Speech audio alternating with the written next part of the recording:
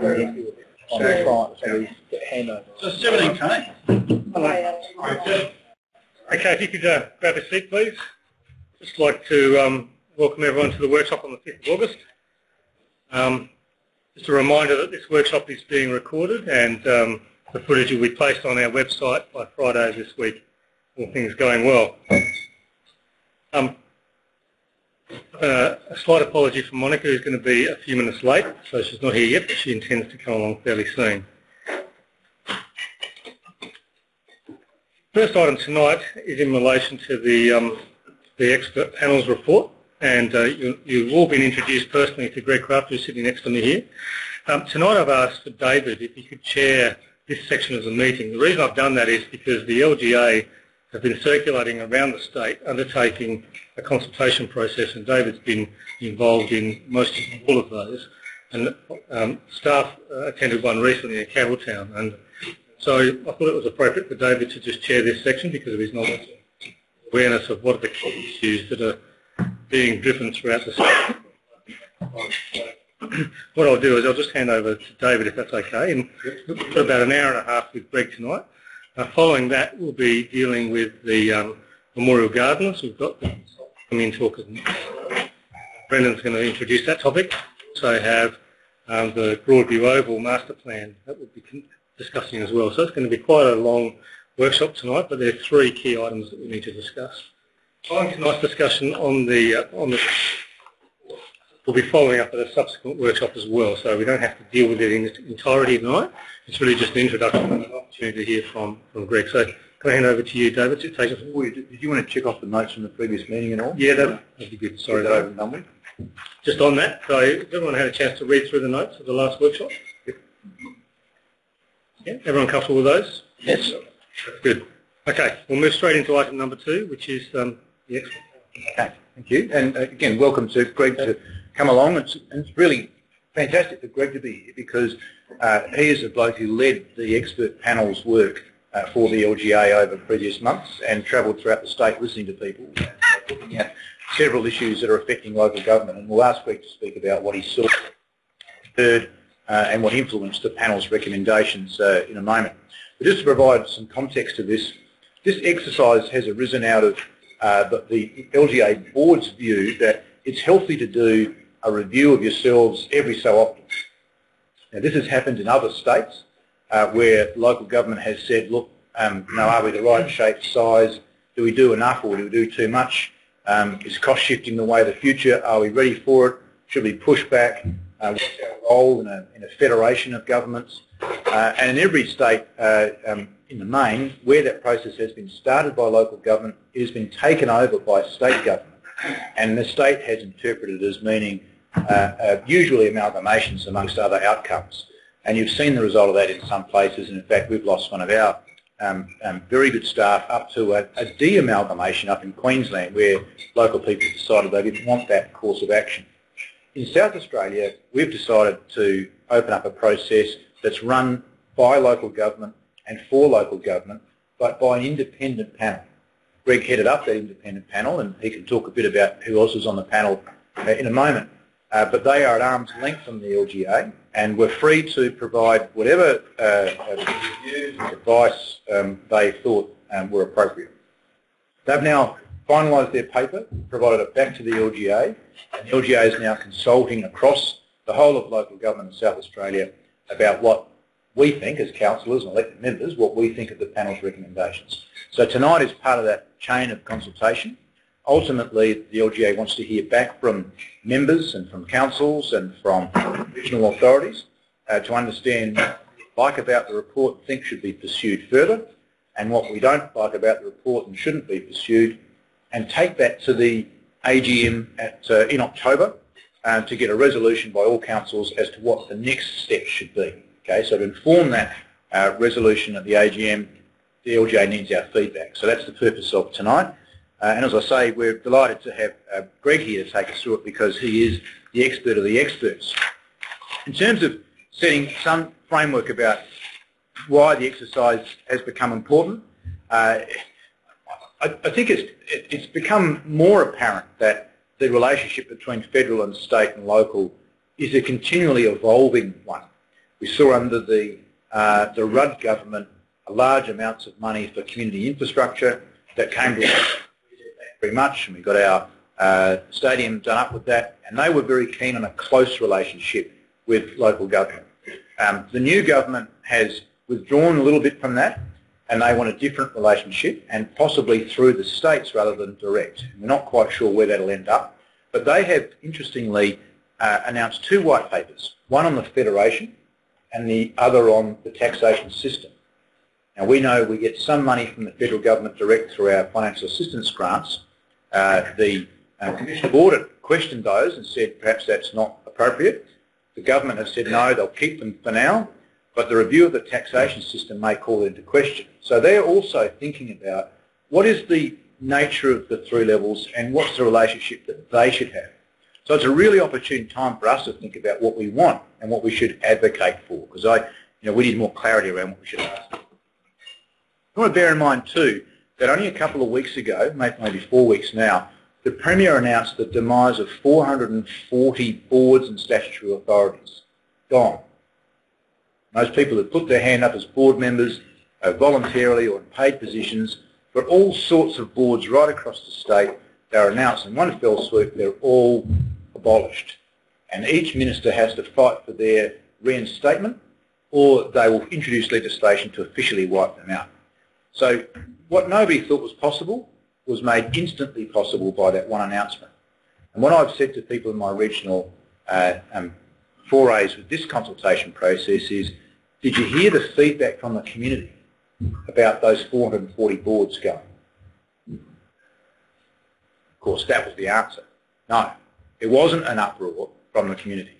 They really didn't get terribly upset about it. So I think what would happen if the state government decided to abolish all council boundaries and all councils and said, let's start again. We need a system of local government, but let's start again. Would there be an outcry from the community about that? Hold that question to yourselves and think about your own answer. But if we had that opportunity, would we redraw local government as it is right now? Would we carve the metropolitan area up into 19 councils? Would we allocate duties that we've currently got to council, or would we say actually we're capable of doing a bit more, or we actually want to do a bit less? And that's another great reason why this expert panel's report is really worth having a look at. So without any further ado, and having posed those kind of large questions, over to you, Greg. Tell us a bit about where you came from, what you saw and heard, and what you'd like us to talk about tonight. Thank you very much, David. Well, thank you for asking me to just come and have a conversation with you more than to speak to you. And there were 3 of us on the panel that spent the last 18 months or so preparing this report. Christine Trenorden, who's a retired judge of the claiming jurisdiction, but has spent considerable time doing international consultancies in Oceania and in Central Europe and in Russia for international organisations in this planning jurisdiction. So she's a really suitably qualified person to participate in a review like this. She now, in her retirement, lectures for University College London, their MBA course here in Adelaide. And Professor Graham Sampson, who many of you would know, was the Secretary-General of the Australian Local Government Association.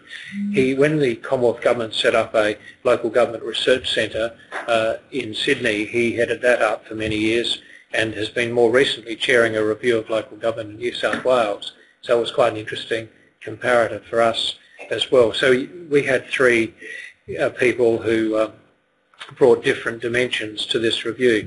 It was initiated by the Local Government Association, to their credit. As the Chair has said, it's a bold decision to look at. They were prepared to do that and have some independent people come along and engage in this process. They asked us not to prepare a report about what should happen tomorrow, but to look to the future of local government and to suggest some stepping stones where local government might tread in order to get where they need to be in the next generation, really. So this report is a longer-term vision for local government. And I must say that it it is a very interesting time, I think, to be involved in government because there are big changes that are happening. They're being forced on us for many reasons. And I'll just touch on this.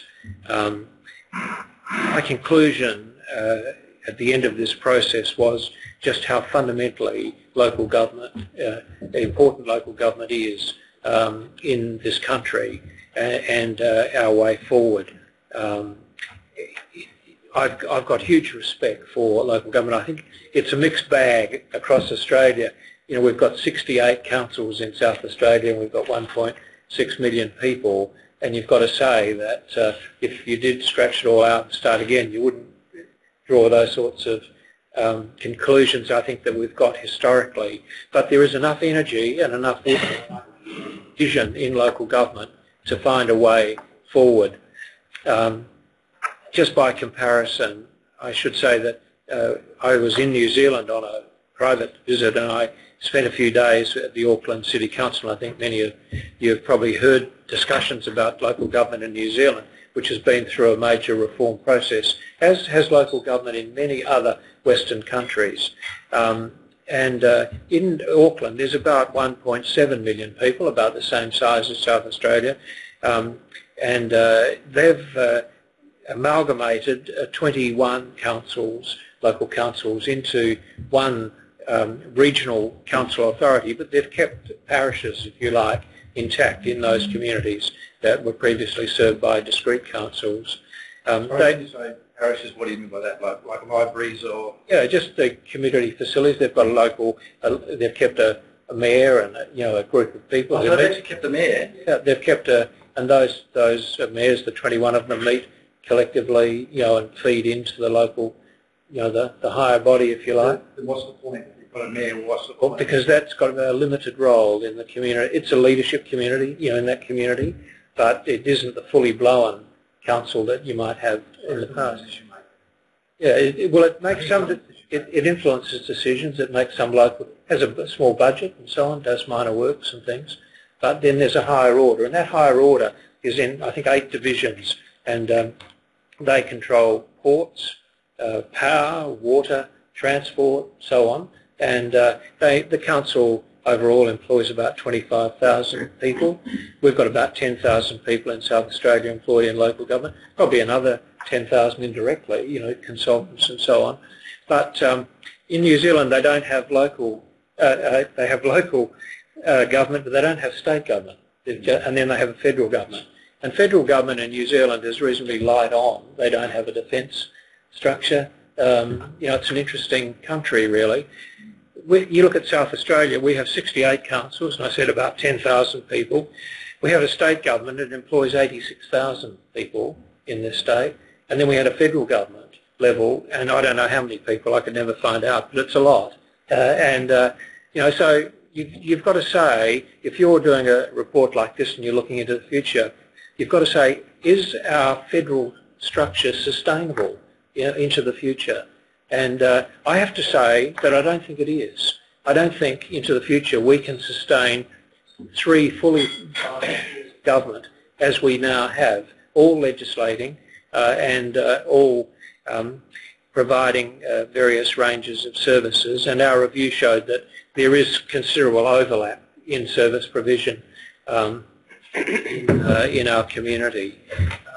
And the scenario I think that we're facing is that state governments, particularly in the smaller states, are going to struggle to retain the traditional role that they've played.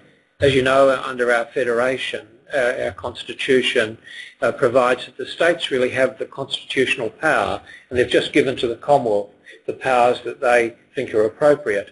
Unfortunately, it included taxation powers during the Second World War, which were transferred but never given back. And but it's customs and defence and so on.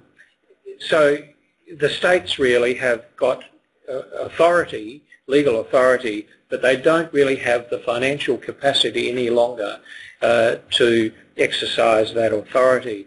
And so I think we're going to find states shrinking in their ability to deliver services, and indeed in their authority in the community.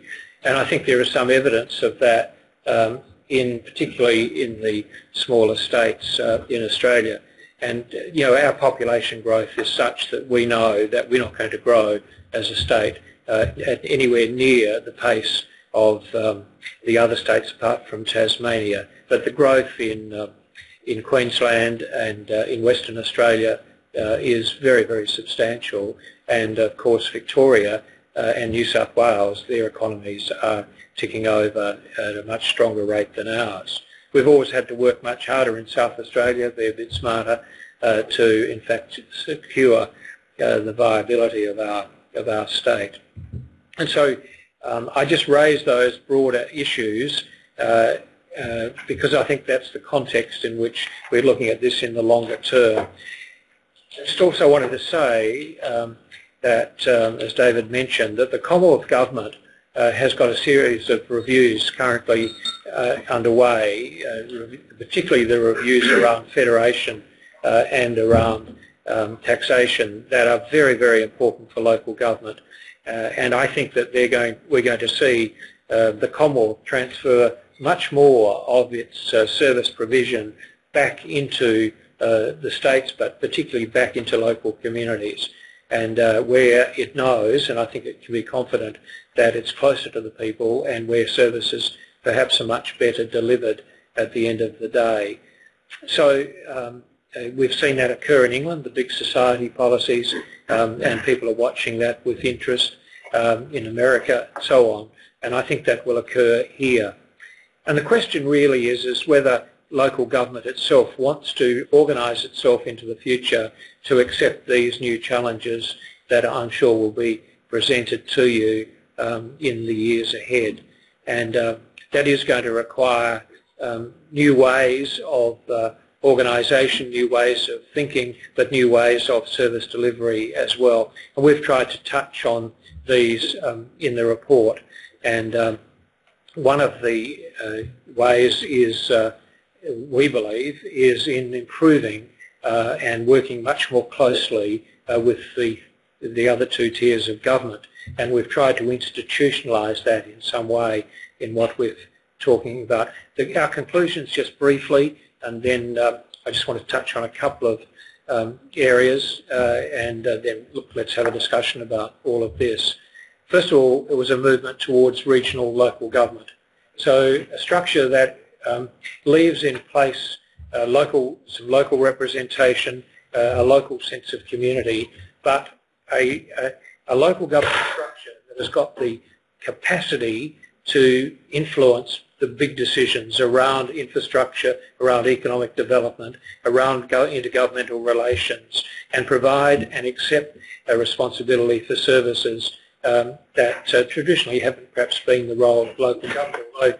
And we've got a mixed bag. We've got quite distinct regional authorities in rural South Australia where it makes, I guess, a lot of sense, but not so discrete regional structures. It's a mixed bag in metropolitan Adelaide. One of the ministers that I was speaking to during this review said to me, we just can't deliver programs out to local government through 68 councils. Some are tiny, some are quite large. So we just pick out the larger councils and run programs through those councils. And you've got to say that's a disappointing approach to service provision. And we know that in some remote areas of South Australia, people are really missing out on access to services, which is their right. Some local councils are really struggling to deliver really what is their statutory responsibilities. I just quote, I went to a meeting on the Eyre Peninsula. All the mayors, all the CEOs were at a regional meeting. There are 11 councils on Eyre Peninsula. There's 58,000 people live there. That takes into account Whyalla with 24,000, Port Lincoln and Ceduna, the major centres. So there's 8 of those councils which have a very tiny population, although very large distances. And yet Eyre Peninsula economically is a very important area for the state. It's one of the largest producers of high quality grain.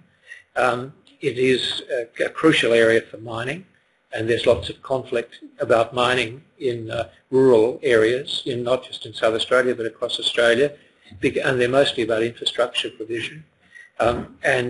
It's an important area for fishing and aquaculture, and it's an important area for tourism. All of those industries are important for this state, all require infrastructure. And I don't think any of those councils alone can really engage in discussions about any of those alone. Collectively, I think together they can, but maybe even a population of 58,000 isn't really great enough to take on a role that I think is going to be vested in local government as time goes on. And so it's important that those councils are challenged to look at another way of doing business. So that's just one example of regional local government. There's certainly plenty of examples of regional cooperation here in metropolitan Adelaide in various areas of activity. The boundaries under which regions operate, we've got some in our report. There's just a myriad of different boundaries at local government, state government, federal government level and community level, and statutory bodies as well.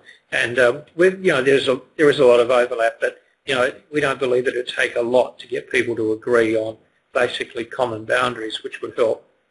The relationship with the state government, particularly with a focus on regional development, infrastructure provision and service delivery, and now the Minister for Local Government comes out of local government.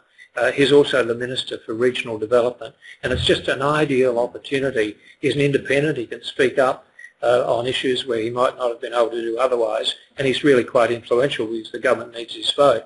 And so, maybe there is something that can happen in regional development and structures there.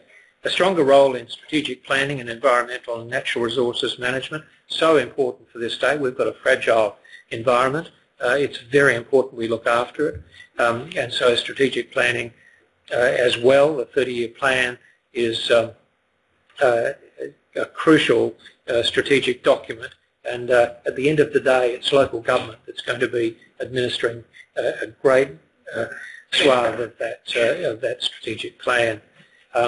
New strategies to build capacity within governance and administration. We looked at the role of the mayor, of councillors, how we would get more support, more training, more professional approaches to those roles as councils' functions grow, and particularly in the regional structure.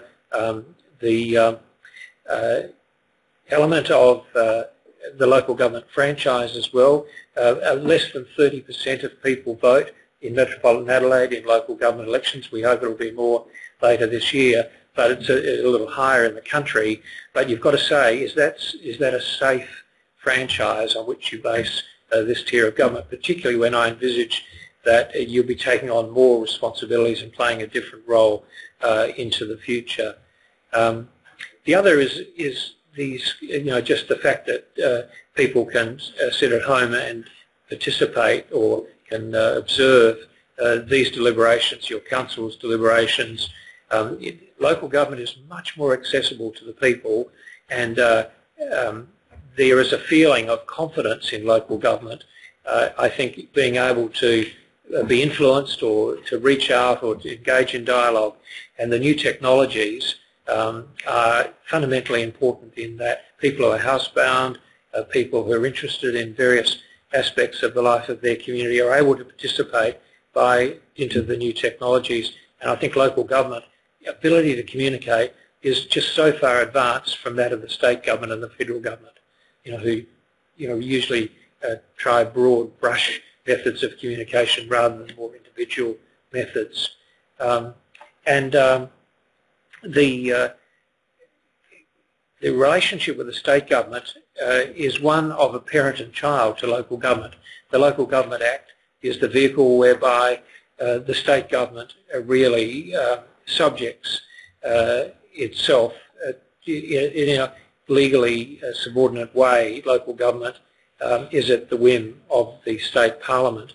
And we tried to give, although there is independence in the Constitution, although you must say that the clauses in our state constitution really entrench the subordinacy of local government to the state government, what we tried to do was set up a commission or recommend that there be a commission that has got the authority to deal directly with the Parliament rather than go through the Cabinet and the departmental processes. So for regulation making power, for reporting matters on boundaries, all of those are vested in a commission that has the expertise.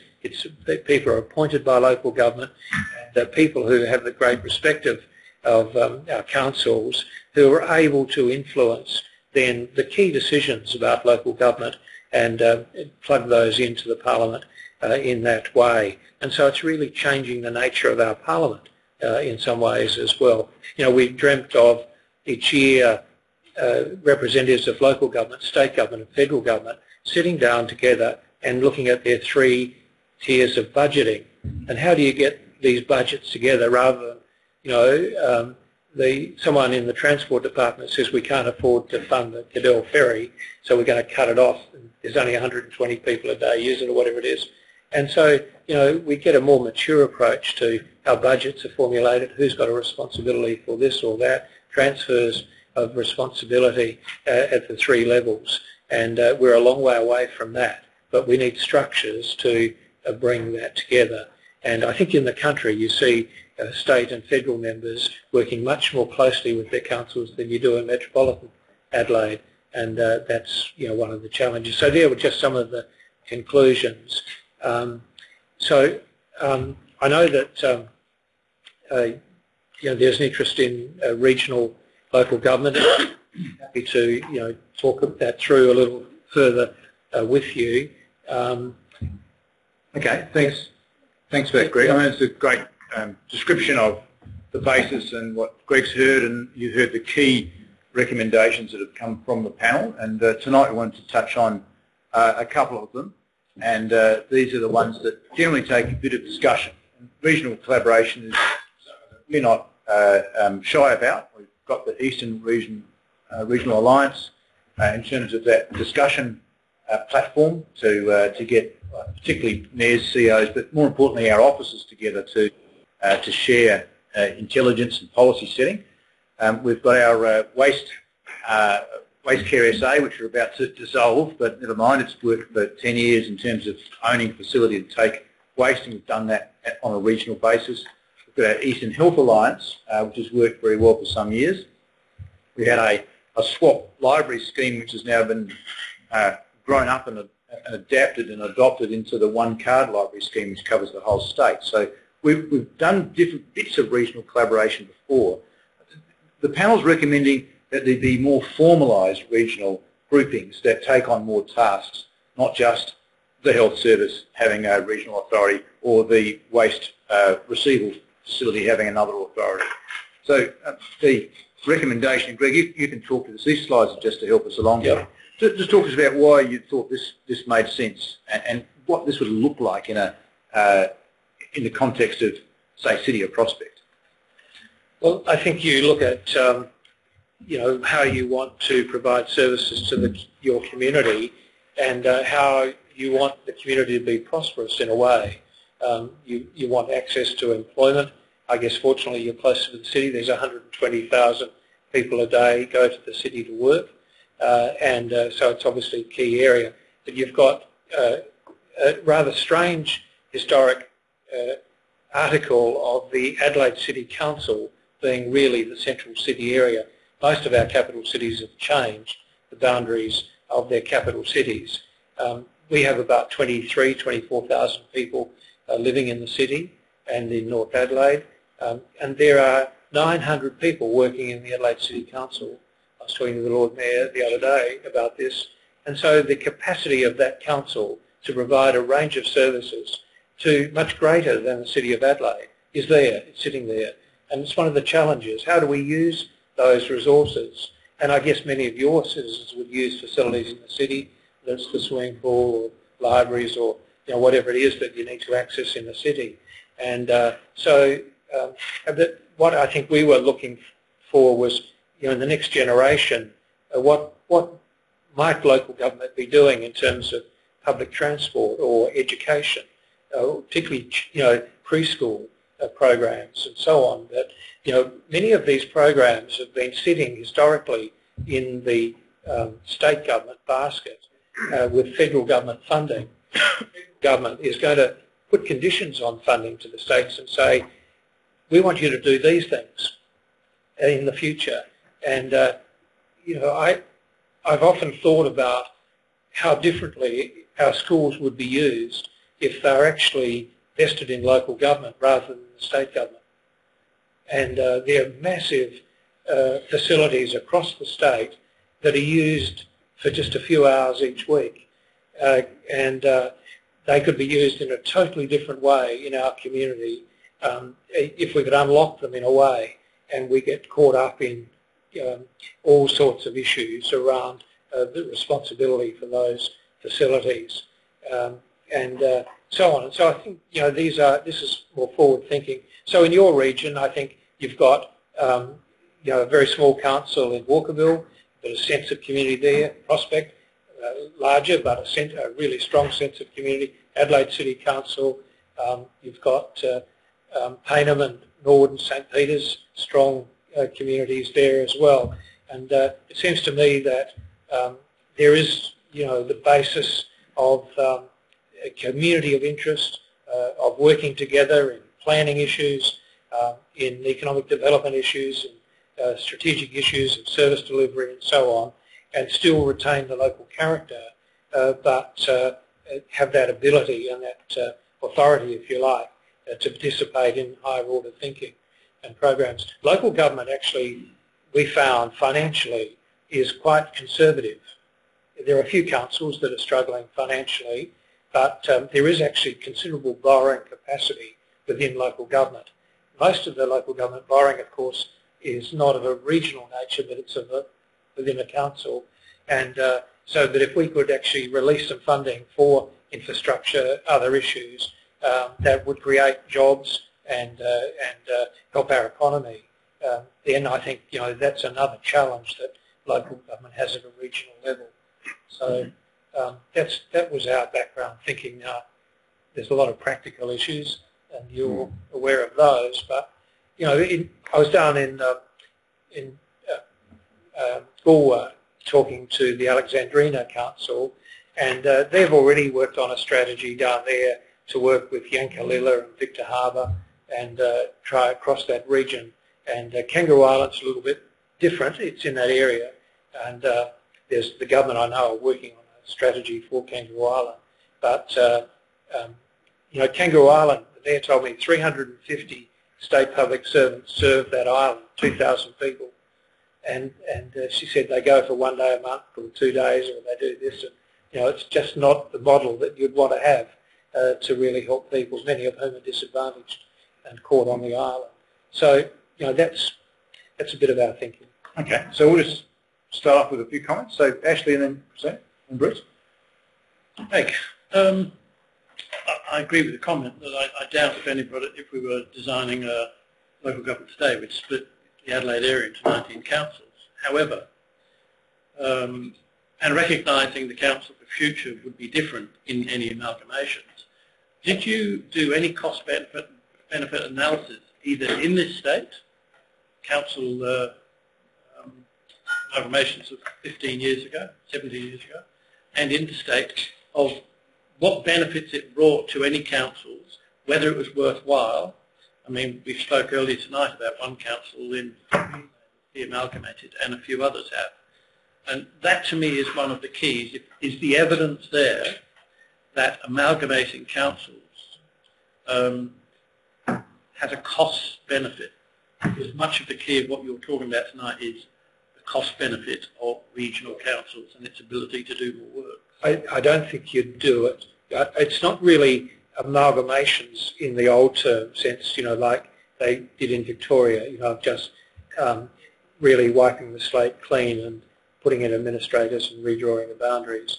I think what we're looking at is something that's much more organic over a longer period of time. And 3 times nothing is still nothing in the country. People said these small councils on Eyre Peninsula, just join them all together. Well, you're not going to achieve anything by joining them together if they still don't have the resources and the capacity to do it.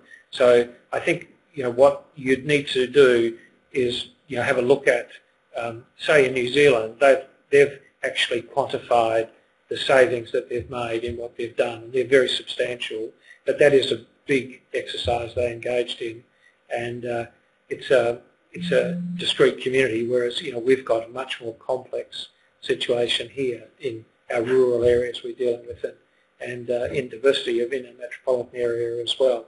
So people come in and say, look, just divide Adelaide up into the 4 state government regions, and 8 regions in the country, and it'll be fantastic. It doesn't work quite like that. I think it's got to be more organic and work over a period of time. So yes, it's got to achieve efficiencies. It's got to be seen by the community and supported by the community to be more efficient and to deliver better services. But it's also empowering local government as well, play a much more role in the past.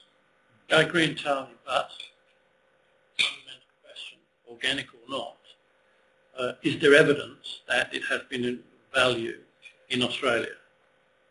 Well, every state is going through a review of local government at the moment. Victoria is the one. I'm not against it at all. Yeah. I'd carve it up into 2 councils if I had my way, but I don't get the vote. You've been the minister. The difference in South Australia is that in each other state, it's the state government that's inquiring into local government. In this state, it was local government looking at itself.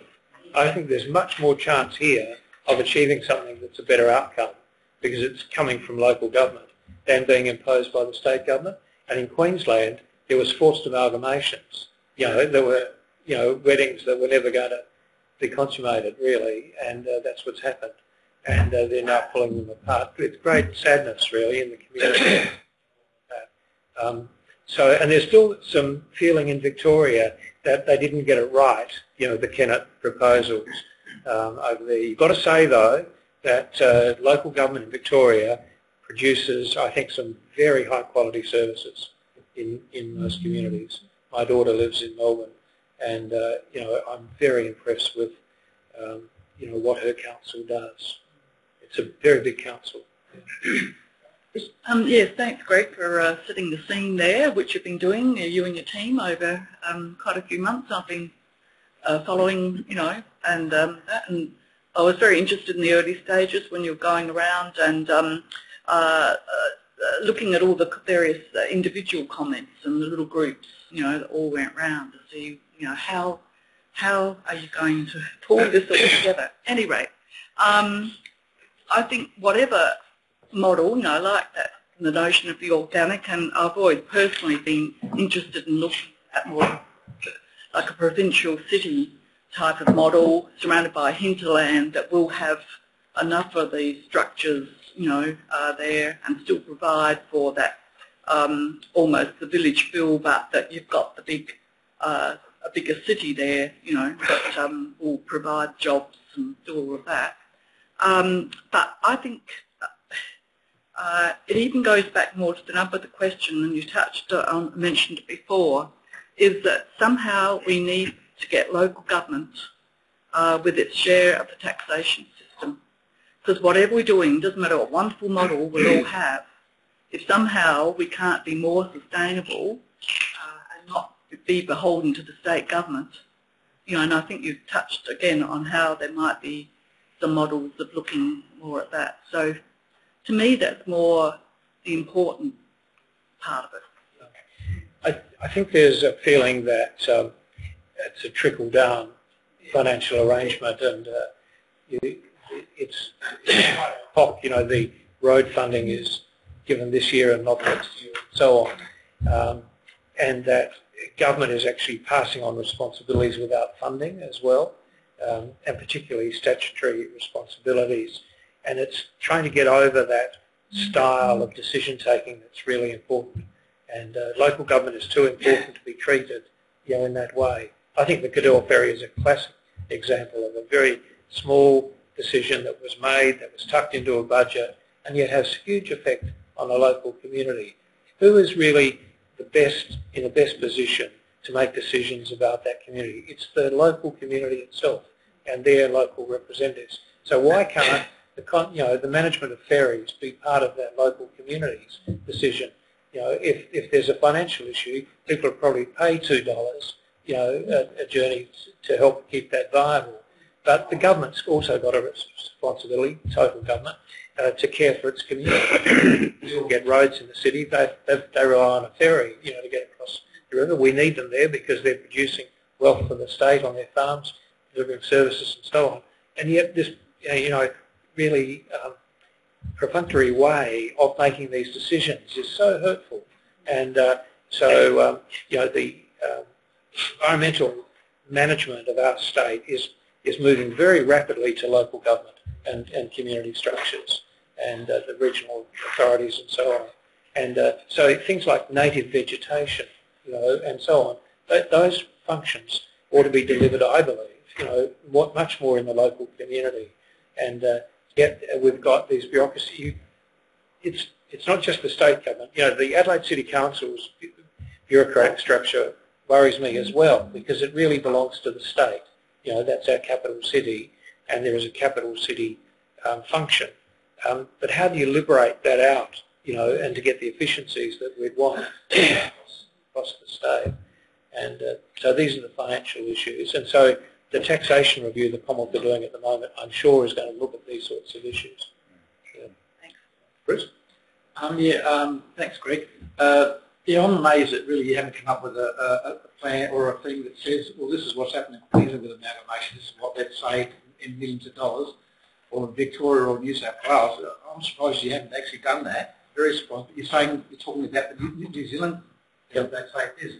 What you've got to realise too is, and you probably do, being a minister of the state government, is that like in the Air Peninsula and over it's vast distances where maintaining country roads is a huge cost, consuming cost. Whereas in New Zealand, you don't have those vast distances which you've got to maintain the roads and that. So I'm amazed again that you haven't come up with a benefit that says, yeah, in Queensland they've achieved millions of dollars, they've saved this. I'm very, very surprised. It's very tempting to do that. We would have loved to have come out with a report that said, A, B and C do this. We resisted that. We actually had a meeting of all of the responsible people in all of the states who are engaged in the form of local government. And it's a really mixed bag when you sit around the table. In some states it's very strongly influenced by a particular minister or by a premier, or it's coming out of local government itself and so on. And what we didn't want to do was tie the hands of local government itself. We wanted to empower local government to make exactly those sort of decisions, but to do them themselves. What we've said, these are, if you like, the opportunities, the principles behind that, but if you would want to accept these challenges, hopefully this will help you to do that.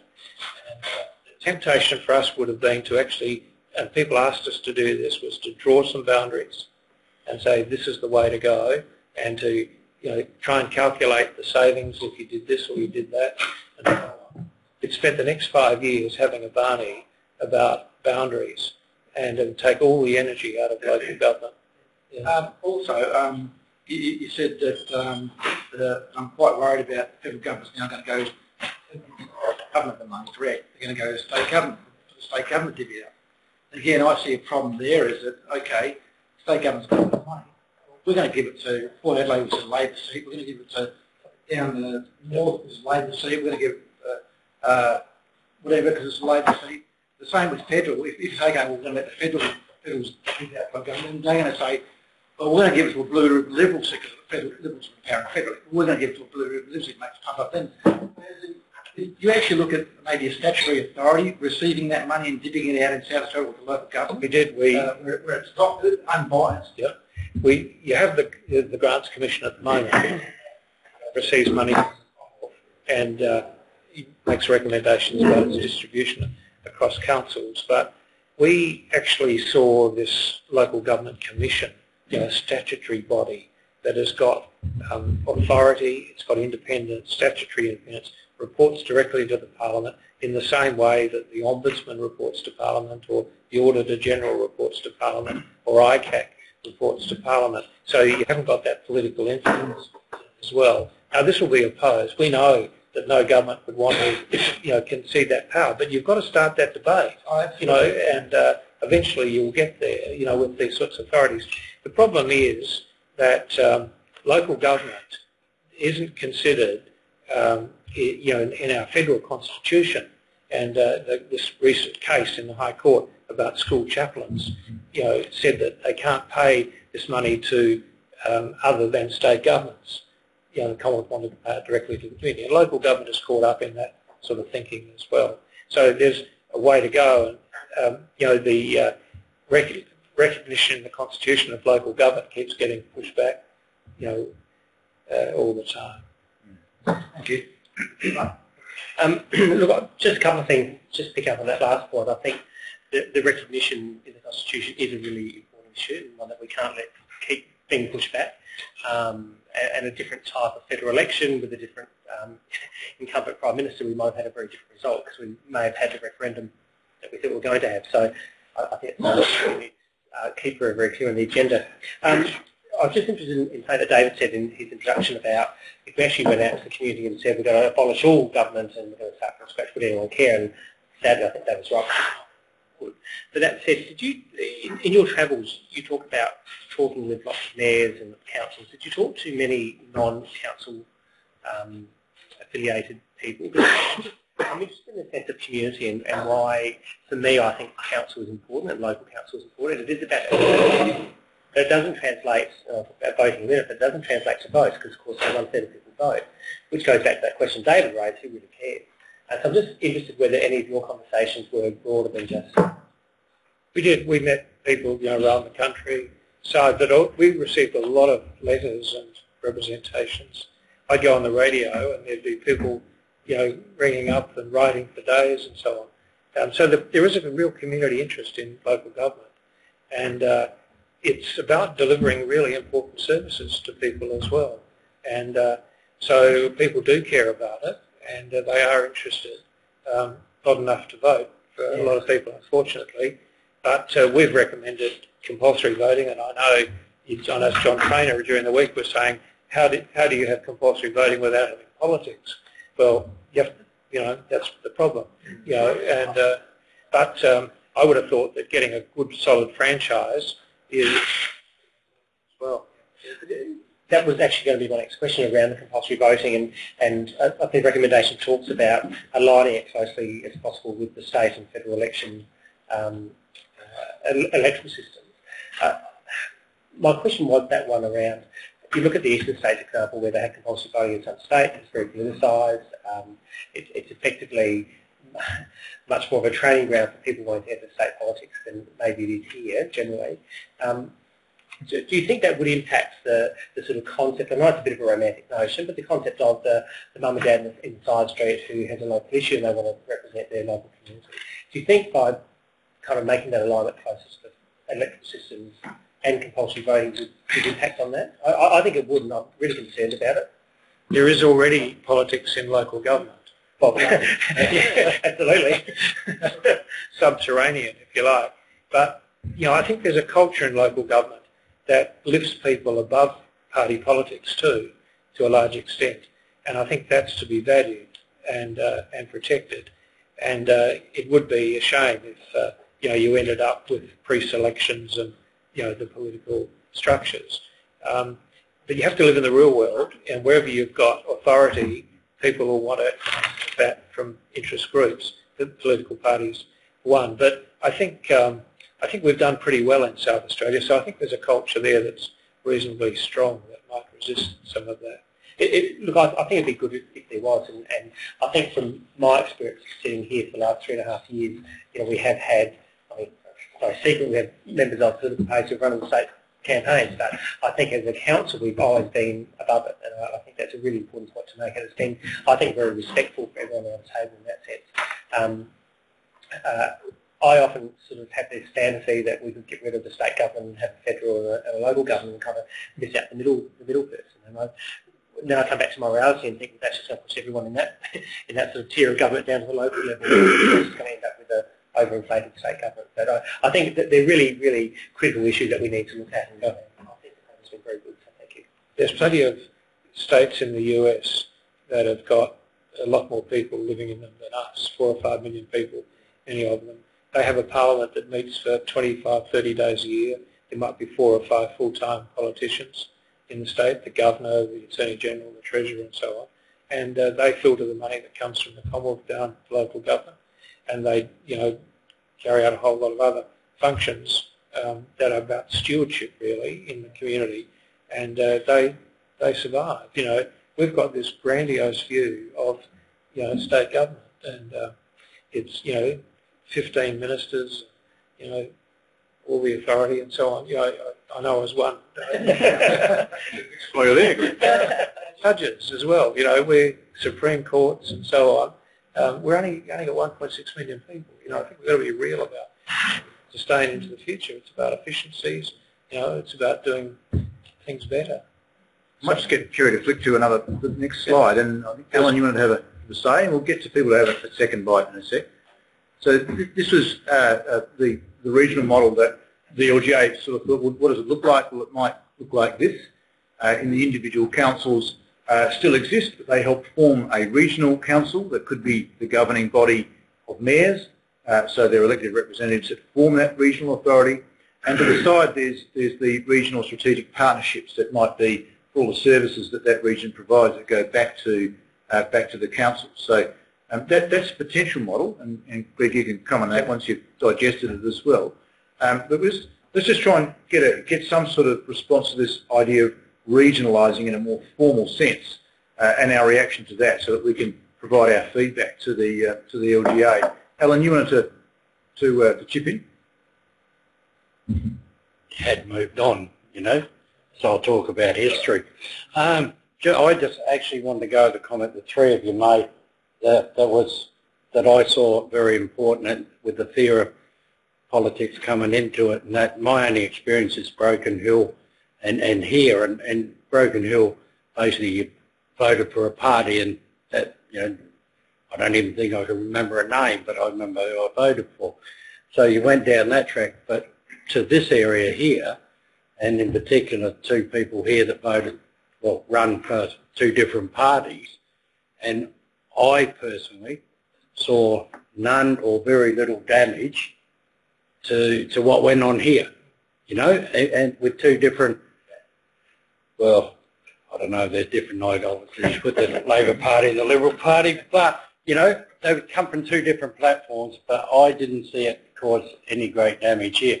My thoughts were it can cause damage to that stepping stone to get further up and things like that, is if we start paying wages, which I think is good, but still, if we started paying wages as opposed to allowances, and then people saw it as their livelihood, and it comes a whole different question sort of thing. But that's all I really want to say, that I didn't see it damaging here. It's interesting, isn't it? The Lord Mayor of Brisbane went straight from being the Lord Mayor to the Premier of the state. You've got to say that had considerable standing. Going back again before too long. But, a really interesting manoeuvre. The Lord Mayor of Sydney was also a Member of Parliament at the same time. And the Lord Mayor of Melbourne was a Member of Parliament. And and the Lord Mayor here became a Member of Parliament. So, I think we're seeing that there's all these different models, if you like, that really, I think, strengthen local government in many ways, and just show to me that local government is moving up the chain a bit. I'll explain this model here, but I don't quite understand. You've got the regional council, individual councils. Is that just the elected body, or is that the entire council as we know today? There's an assumption here that and this is probably worth us talking about as advanced discussion, that the existing council structures stay, and the mayors of a particular region. The council structure elected, or the whole council? Elected. Yeah. And the mayors form a governing council. It's a regional body, and the councils collectively decide what that regional body will do. For instance, they might pick up all the back of house, all the payroll, all the staff management. They might run all of the works depots but have satellite locations.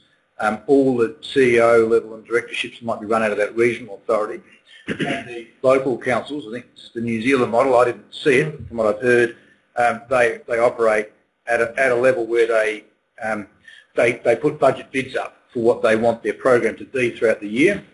They have the policy framework that's regional, so they know that there's X amount of dollars that's going to be spent on resheeting roads or reconstructing roads or curbs, gutters, stormwater pipes, yada yada. But they might say, look, instead of that road, can we do that one because we think that's worse? Or can we take a bit off our footpath program and stick it into stormwater pipes this year because we're local and we think that's where we need it? So that's kind of how you can nuance that. But in New Zealand, they can't actually spend that money without their budget being approved at that higher level. This doesn't actually suggest that. This suggests that there's a task extracted from the councils that the regional body does on behalf of the councils, like our Eastern Health Alliance.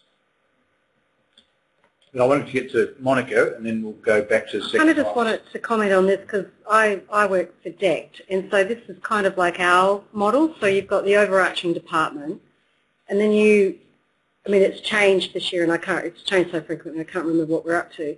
But then you have regions where you have regional directors, and then within those regions you have site clusters, and then the principals meet and talk about priorities in the area, pooling money together, and then you have individual sites. So it kind of works in that sort of way, and it makes a lot of sense that you do have autonomy at each level, but you still have hierarchy because you need hierarchy. It can't be that way. But it's a model that works really well, and it means that individual sites can work on what's important for them, but then clusters within a region can work on what's important for those areas, and then regions can work on what's important across the whole board. That's right. I guess people will say this is timid, but I think it's about local government itself discovering the most efficient way that it can organise itself to deliver services. And it's a bit clear in the country. I was in the southeast talking to all of the councils down there, the mayors, CEOs and others, and it was the time of the sale of the forestry rotations and that had occurred, and there were companies that had been sold to New Zealanders and others, and there was some asset stripping, companies were going bankrupt, and there were lots and lots of jobs being lost in the southeast. It had a dramatic impact on the southeast economy, and the consensus from the meeting that I was at said, look, if we had the opportunity to work together and develop a strategy, we believe we could have saved those forestry rotations for the southeast. Not just by, there was certainly plenty of political activity, but by actually developing a consortium that could purchase those from the government, probably on different terms and conditions. What do you mean by rotations? These are it's the sale of the forests and the revenue that's gained by cutting down those trees every 20 years or whatever it is. Yeah, that's right. And so you're selling out these into the future, and the government received a very large amount of money to do that. But that's a very important asset for the state in the southeast, and the southeast is a very important area for this state in many respects. And to lose that number of jobs, and it influences the mills and all sorts of other transport and so on. So I just saw the will of those people around the table to try and do something that was really beyond any individual council to do, and that was to get a consortium together and local investment and so on that they believe could have been done. So given the opportunity, sorry. No, they didn't get. They said that they didn't have a structure to work together to do that, and you'd need a sophisticated structure, to do that under the Local Government Act and so on. I'll just also add another question. Duplication, I'm led to believe it costs about 20 billion because we have federal, state and local. It costs about, I don't know whether it's South Australia alone, about $20 billion in duplication. Did the panel look at that duplication of how much money it actually costs, what they can actually save? Yeah, it's a lot of work has been done by COAG in this area, and some really good work as well. And this will come out of this federation study that's going at the moment. But pretty clearly there is a lot of overlap because of the funding of programs. This program has been funded this way, another one another way. One involves local government, one involves the community, one involves state government, and getting them to work together is, the challenge here, because our structures, our legal systems, reporting arrangements, and so on, are all different. And I think there's a real challenge here for all of us to simplify this. So let's have a bit of think about this one, and we'll move on to the next topic. Just to touch base on a few things that people have raised that I've learned in travelling around and sharing in the consultation. The question about a business case, like does this make sense or is it justified? There has been research done on amalgamations throughout Australia. The LGASA commissioned that research about 2 years ago, 18 months ago, and without all the backstory, the New Zealand government got involved as well, the local government association said let's do this together, and then there was enough to do 14 amalgamations over the last 10 years across various jurisdictions. And the findings were interesting. They were that generally the rates don't go up, they don't always go down, that the councils when they combine are more efficient, but they tend to corral the saved money and choose another purpose for it. So the ratepayers don't necessarily get a lower rate profile, even though that's possible. What tends to happen is the councils become larger and more strategic in their thinking because they have more capacity, capability, and covering a larger regional area.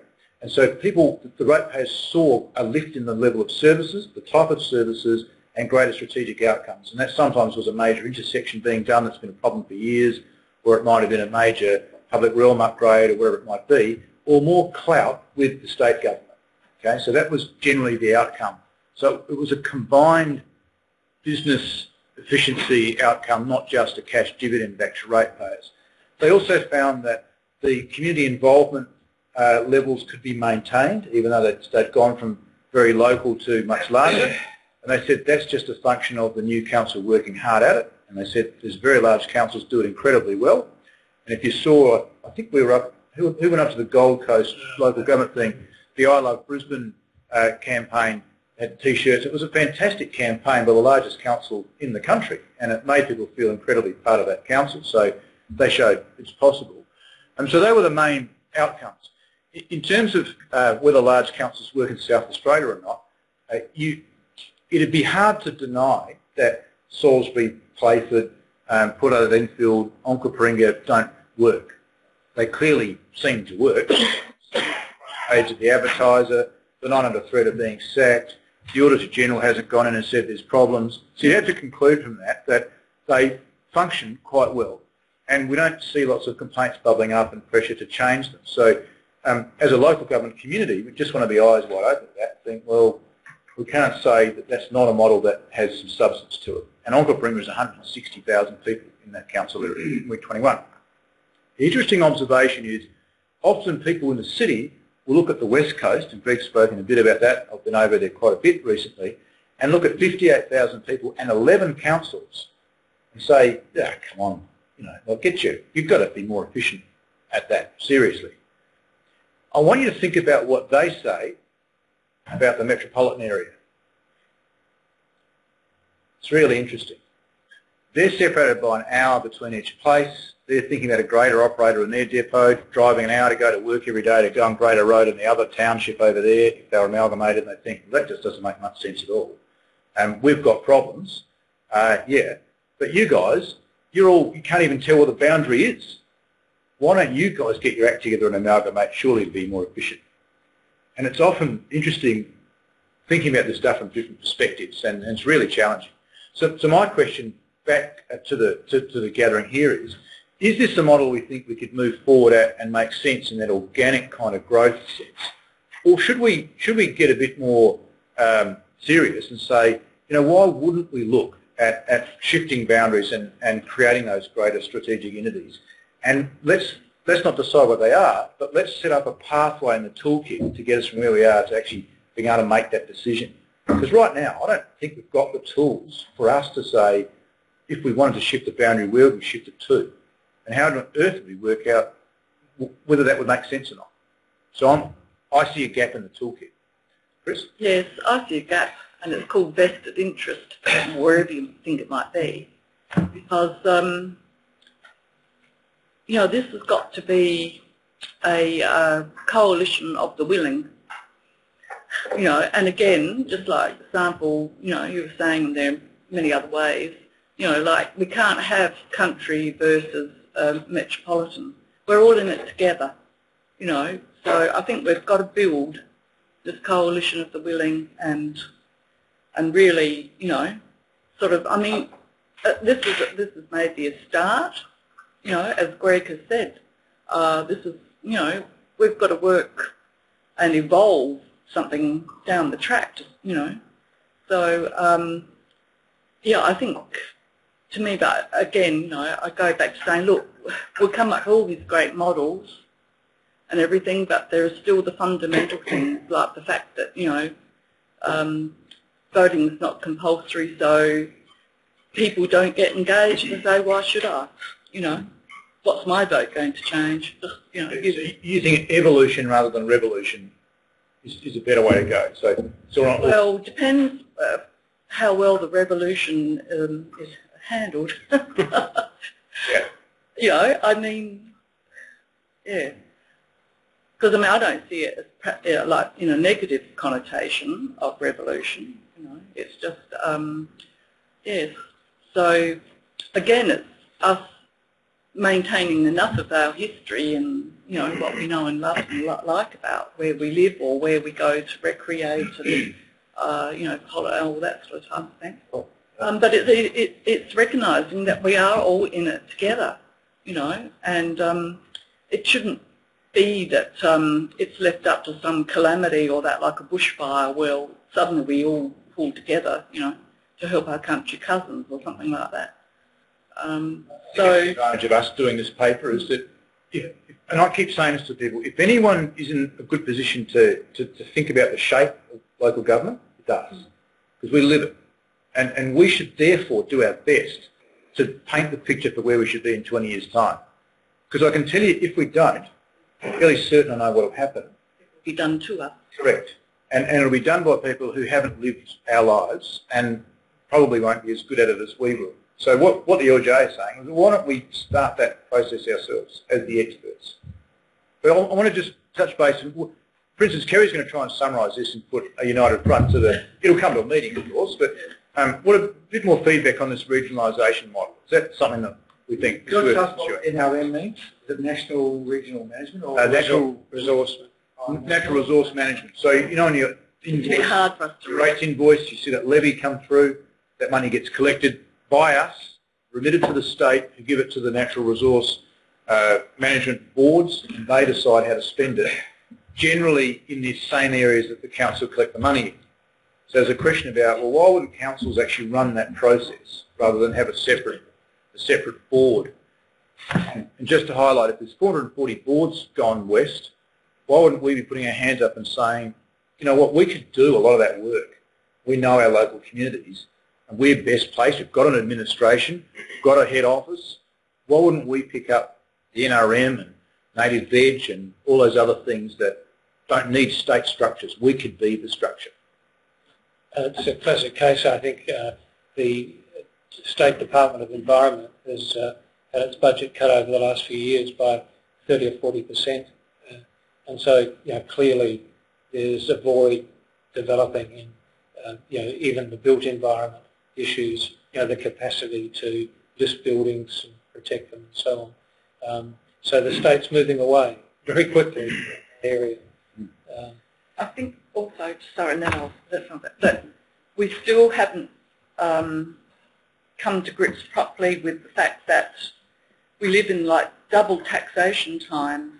Our ratepayers pay our council rates, then they pay, you know, their state rate and taxation system and all that. So I still think that while we're fiddling around with nice models, which we do have to address and look at, I'll just repeat what I've said before. I think we still fundamentally need to give our regions, if we're going to go regional council and strategic partnerships, we need that economic security. Okay, a couple of people have their hands up. Ashley, do you want to Yeah, well, Okay. I'm not sure I agree with Christine, because I think that's part of the reason why we need to change. Because we have the models that we have and the relationships, I think that should drive us to change.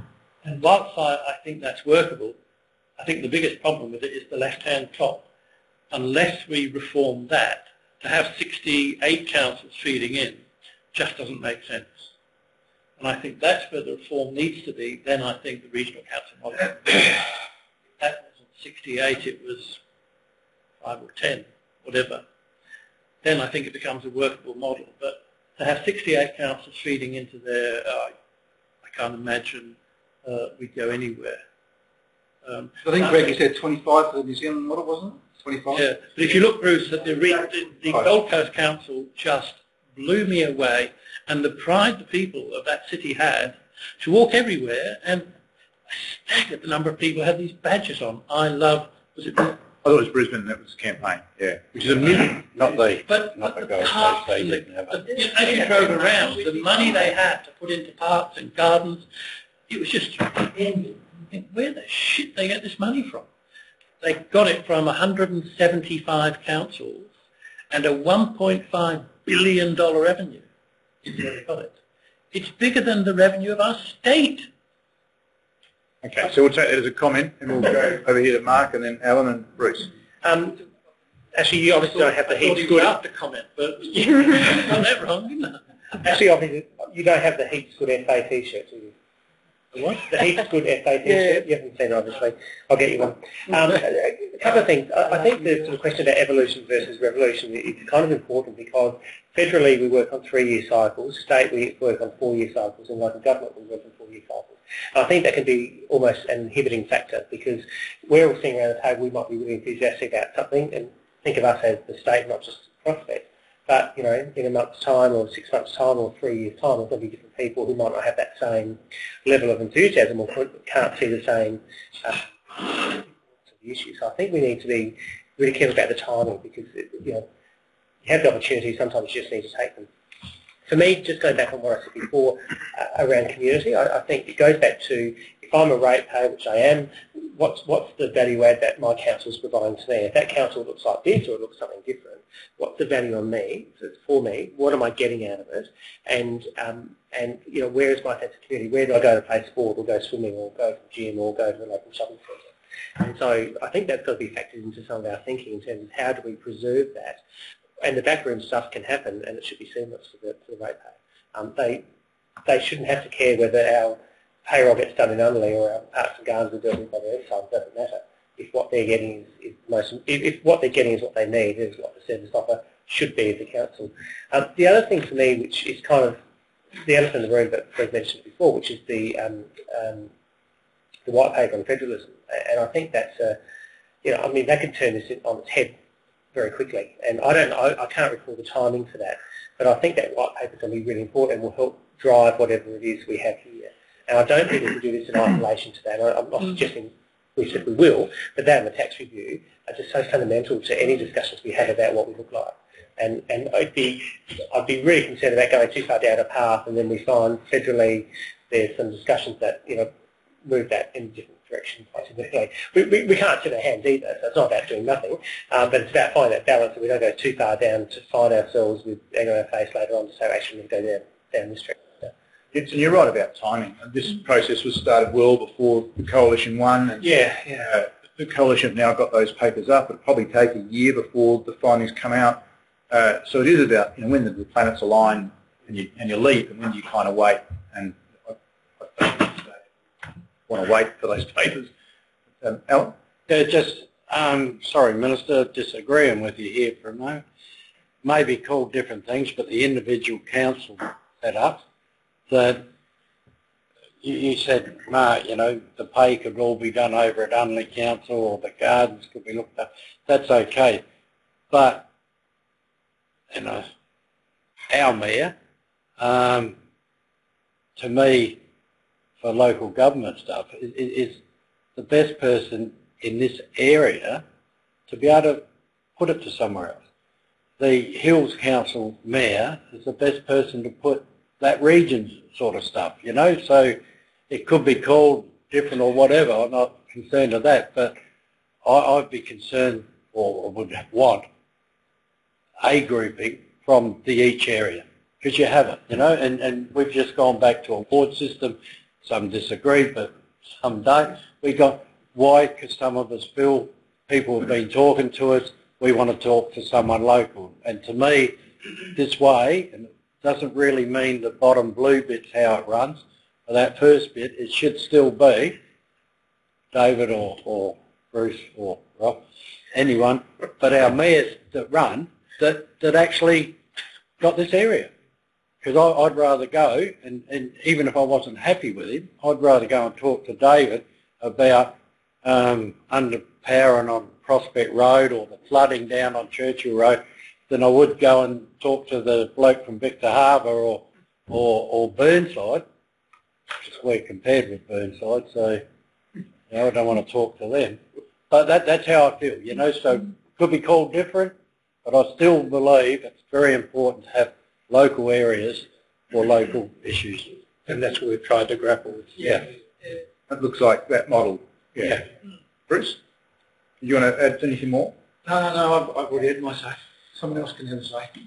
Cool. Monica? We we don't really work to a model like that, but Mark, you meet with the other councils within our regional alliance, and that works. You still work very specifically locally, but like shared services and stuff, that works really well, doesn't it? Yeah, the Eastern Regional Alliance has been a good initiative, and I think it needs to mature somehow and be given some kind of authority, but maybe this model is a way forward. Yeah, I'd have to look at this really hard and have a longer conversation with you about it, but I think the concept of the regional alliances is a really important one in terms of shared services, and that's about operational stuff. It's not about the stuff that we generally deal with, and it is a way towards the future because it's a way of not just looking, and we are very small councils, we're tiny, but even our larger councils are still very small councils. So we don't exist in isolation of each other, and you don't have things like CLEC stopping at a certain street on Prospect Road, and then you have this section of Prospect Road that's not done. If we had an alliance around that, we could have all pulled resources much more effectively and had the thing finished a long time ago. Personally, I think this is a great way to go. Something like this is a great way to go. I don't think it would affect the local at all. I think that's still what our role is to keep local and to keep the region helping us work efficiently and having great services. I'm going to be so bold as to call it stumps on that particular issue. I just also wanted to say... The Liberal candidate for Rao, if he wants... Labor Liberal. It's very quiet over there, Scotty. No, I think it all has... Monica hasn't finished though. I wanted to say that it's on the thing, evolution versus revolution, that some aspect of this needs to be revolution. I think compulsory voting in local government is extremely important, and people may not want to vote, but it's a way of them saying, all right, this affects me and I give a toss, because local government is the level of government that most affects people's everyday life. We use roads, facilities, etc. every single day. Other parts need to be evolution because of a whole lot of other things out of our control. So some aspects have to be revolution, and we need to pick those out and make sure that we start acting upon them now, and then others we have to wait and see. Point. Scotty? Are you going to keep going on? Or? Oh, sorry. Go on, can we go back? Sorry, Kerry. From Scott on the model. I'm quite happy with you to go on because I think lots been said about it. I think the good thing, we're getting it on the table and talking about it. And we were discussing, I was up in Darwin last week, and the Darwin City Council is quite large. So whether the Adelaide City Council has a greater role to play in the outer areas, and it's something that's got to be put on the table. But with something like this model, I think that it's what Monica was saying just before. It sort of perhaps just keeps our identity and I like the aspect that Alan was saying, that if there is a local issue, even us as councillors, we can go to the Mayor, and if we know that he's the best person to fight that battle for us. So I think that's got merit. You do question in the region areas, if there's 4 close local councillors, 4 close local mayors from one political party, then it could taint something like this very, very quickly. So, but who's to say that doesn't happen at the moment? So, yep. From what I can see, I think Greg made the point that the local government tends to transcend the state and federal politics in a lot of ways because the issues just don't, there's just not enough overlap. But you do see in regional areas where there's a strong support for the conservative side of politics, that when the federal member turns up, they'll all know the federal member really well and have a fantastic relationship with them, and they'll use that relationship to get whatever they can. But when they get back in a council setting, they're talking about council stuff, just like we do. So it doesn't, in my view, I haven't really seen it matter much at all in the South Australian context. There are some exceptions to that where one level seeks to exert influence on the other level, but in South Australia they're incredibly rare, thankfully. It doesn't tend to come from within the local government sector en masse. A couple of young Turks, flexing their muscles, that happens, but the other way around, I don't know, did you notice that at all? The most destructive element is if you've got a council within a council and people caucus before the council meetings and determine how they're going to vote.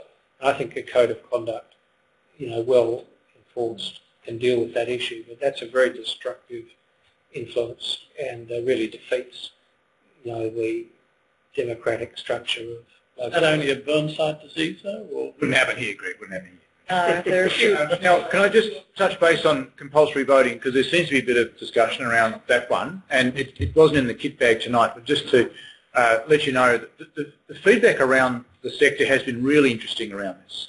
And the best summing up of it was from a guy who was a vowed and declared, welded on Liberal national voter. He said, that's what I am, and I want to tell you that I'm therefore in favour of people's choice, and I am in favour of voluntary voting. He said, however, the other two levels of government are not voluntary voting, and I can't control that. He says, what I'm disturbed about is that they are compulsory and we are not. So we are different. He says, I don't like the statement that us being different makes, because it tends to devalue us compared to the other two levels of government. He said he would rather that all three were voluntary. So all three of them are the same. He says consistency for him was the overriding important factor. If he couldn't get the other two levels voluntary, he would settle for local government being compulsory so that the three were aligned, got on that side of the ledger, even though philosophically he didn't agree with it. And I thought that was really interesting. That seems to resonate with people, that people want it to be the same as the other two levels of government. If they were voluntary, would we want to be compulsory? The issue is, why are we different? What gives the state government the right to say that people shouldn't vote for local government, but they have to vote for state government? Because they own us. Their decisions. Right? Yeah. But people seem to be comfortable that it should be compulsory. Is anybody uncomfortable with that in terms of Kerry trying to summarise where we're at? I'm not 100% convinced that not enough to not suggest we go down that path.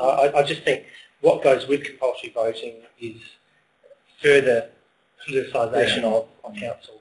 And I think I agree with everything you said. I think it does transcend it a bit. It kind of leaves us at the door. But I just think the people who might be putting their hands up it just might change that a little bit. But for me, what I've got to work out is what's the greater benefit. Yeah. Because I think your little analogy there is a really good one. Yeah, it stands true. Good, that one. Which states are local government where they are? Compulsory. All the eastern seaboard is compulsory, and Tasmania, I think, or eastern Western Australia. There might be a charter here somewhere. I'm against compulsory. I agree with what Mark's saying. I agree with it, because I think it'd be politicised. I think the important point is that we don't want the difference made, so that if it's all voluntary, happy with that. If it's all compulsory, the three levels go that way. I don't agree with that. I think voluntary voting influences more politically than compulsory voting. Compulsory voting, everyone's compelled to vote regardless of what political party you belong to, but voluntary voting means that you get, if a political party is organised, then you get all the members to vote. So I think that's far more dangerous than compulsory voting. Not dangerous, but I just think it politicises our system more than compulsory voting does. We're the only unpoliticised local government. Yeah. Well, no, that's not quite the case. But the only thing is, though, if we stood back and took a good hard look at ourselves in this context and said we won't want compulsory voting because we're worried about politics coming into it, if I ask people to raise their hands and say, who was not a member or not involved in politics when they ran for this council? Hey, totally not. That many hands go up. Okay? So when you have a think about it, you go, I was involved in local politics with the so I don't think fundamentally it's had a big... I don't know, see, Dave, I don't think that's the right question. I think the right question to ask is who wasn't a member of a political party or who wasn't getting support from a political party. I wasn't a member of a political party. Who wasn't? Who wasn't getting support from a political party? I think that's a very different But we question. live in we start to- democracy. Why should you be criticising? No, I'm just saying, I agree. I agree. No, I'm just saying, some people would have run for council and they would have had lots of support from a political party. Yeah. Other members might have been members of a political party, but no support whatsoever. I'm just saying, it's a slightly... I just like exploring the topic because when you start to take the layers of the onion off, you've got to think, oh, well, we've got people from political parties all through local. There are 11 questions you have to ask. And then you get the example of voluntary voting where the President of the United States of America is elected by, what, about 30% or 40%? Yeah. You know? Seems to work okay. So anyway, we'll let Kerry try and summarise where we're at. Good luck, Terry. Before Perhaps we, if I could just say a word about the voting, because we spent a lot of time. We got some research done as well and some advice from experts, and it was varied. But one of the big concerns I think that we had was that there was a legitimate election process, and when you get a very low vote, and sometimes you just get a handful of votes can elect someone, you've got to say, is that a responsible process? And one of the challenges in voluntary voting jurisdictions is actually getting people out to vote. And you hear the stories in England of people driving around getting people out to, if it's raining, it's terrible, or it's cold, or whatever it is. Big voting in the United States and in America, in the UK as well. And so that was our big concern, really, is just to have legitimacy, so that... The classic example of that, Greg, was the Senate. Compulsory voting. Look at the basket case Senate we've got. With a handful of votes. so at least he got 15,000 votes. Yeah. Whereas there are people in local government who would get as few as 100 votes. Or don't get elected at all. They get unopposed. Yeah. And I think if you're a state or a federal government looking at that body making decisions, you think, seriously? And I think that's part of our credibility issue, which you're referring to. Did you come up with a recommended lower limit of votes that makes someone credible? Did you get into that? Well, yeah, I've just got the searing memory of being in the Parliament when we had full adult franchise for the upper house, the legislature, until 1977. In order to vote, you had to be a landowner or married to a landowner, and the lawfully wedded spouse of a landowner. And, it's bizarre, isn't it? That was the franchise on which we elected the upper house. And eventually everyone agreed that in fact, it was the Steele Hall government that changed that law, and the Steele Hall government, And, I think I've always had that sort of concern about, giving people the vote, if you like, and, whether it's compulsory or not, it's just getting that enough people out there to make it legitimate was the concern, I think, that we were grappling with. Something certainly we need to look at. Let's move on to the relationship between state and local. And we spoke before about this in terms of the idea of having a commission, and that commission would be somewhere that we could go and rely on, but it would also be somewhere that could take a stick to the state government if it wasn't behaving properly in the relationship. In other words, the agencies were taking too long to provide advice, or when we wanted to change our development plan, like a heritage listing, for instance, in case we ever did, that they would take too long to process that while things are getting demolished out there in the community, that the Commission could say, you know what, I've reviewed this and state you need to pull your socks up and I'm going to declare this publicly. You can't hide this, public document. And also that this might have a role in taking on the Grants Commission and the Boundary Adjustment Facilitation Board and a couple of other functions so that it isn't a duplication or an extra layer. It actually pulls those functions in as well as provides that layer of independence. Greg, have I captured that? Yep. Currently, the whole of local government is really subject to the Local Government Act and to its relationship. The Minister has very extensive powers over local government. But in recent years, the state government have moved away from really a local government office and administering that. The local government portfolio has been broken up and the office has been dispersed. And there are some 50-odd memorandums of understanding between the Local Government Association and the state government, many of which are not administered. You know, they're there, they sit there, but they don't really achieve a lot. And then there's a local government forum where the Premier and ministers meet with local government leaders each year. And we looked at all of that and said, look, this is not the way, the most effective way to have a relationship between two tiers of government. And we wanted something more constructive, more authoritative, and having a direct relationship with the Parliament rather than beholden to going through a minister and that being filtered to get to the Parliament or the Cabinet or whatever. And just the concept of one tier of government passing regulations for another tier of government, you know, creating the law for the other, you know, it seems to me to be an outdated concept. And so this is quite a bold proposal, and Graham Sampson's been working with the Local Government Association to further develop this thinking. But in the relationship with the state government, as I said earlier, ministers have said to us, look, you know, we find it really easy to deal with the big local councils. You know, we can develop community housing programs if we want to, or, you know, we're developing these sorts of relationships, developing programs, we want to consult someone, we can do it.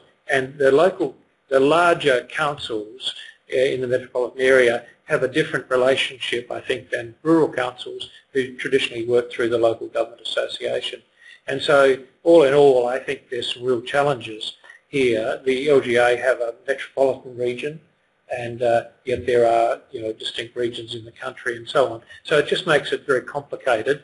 And so this is we think, one of the approaches.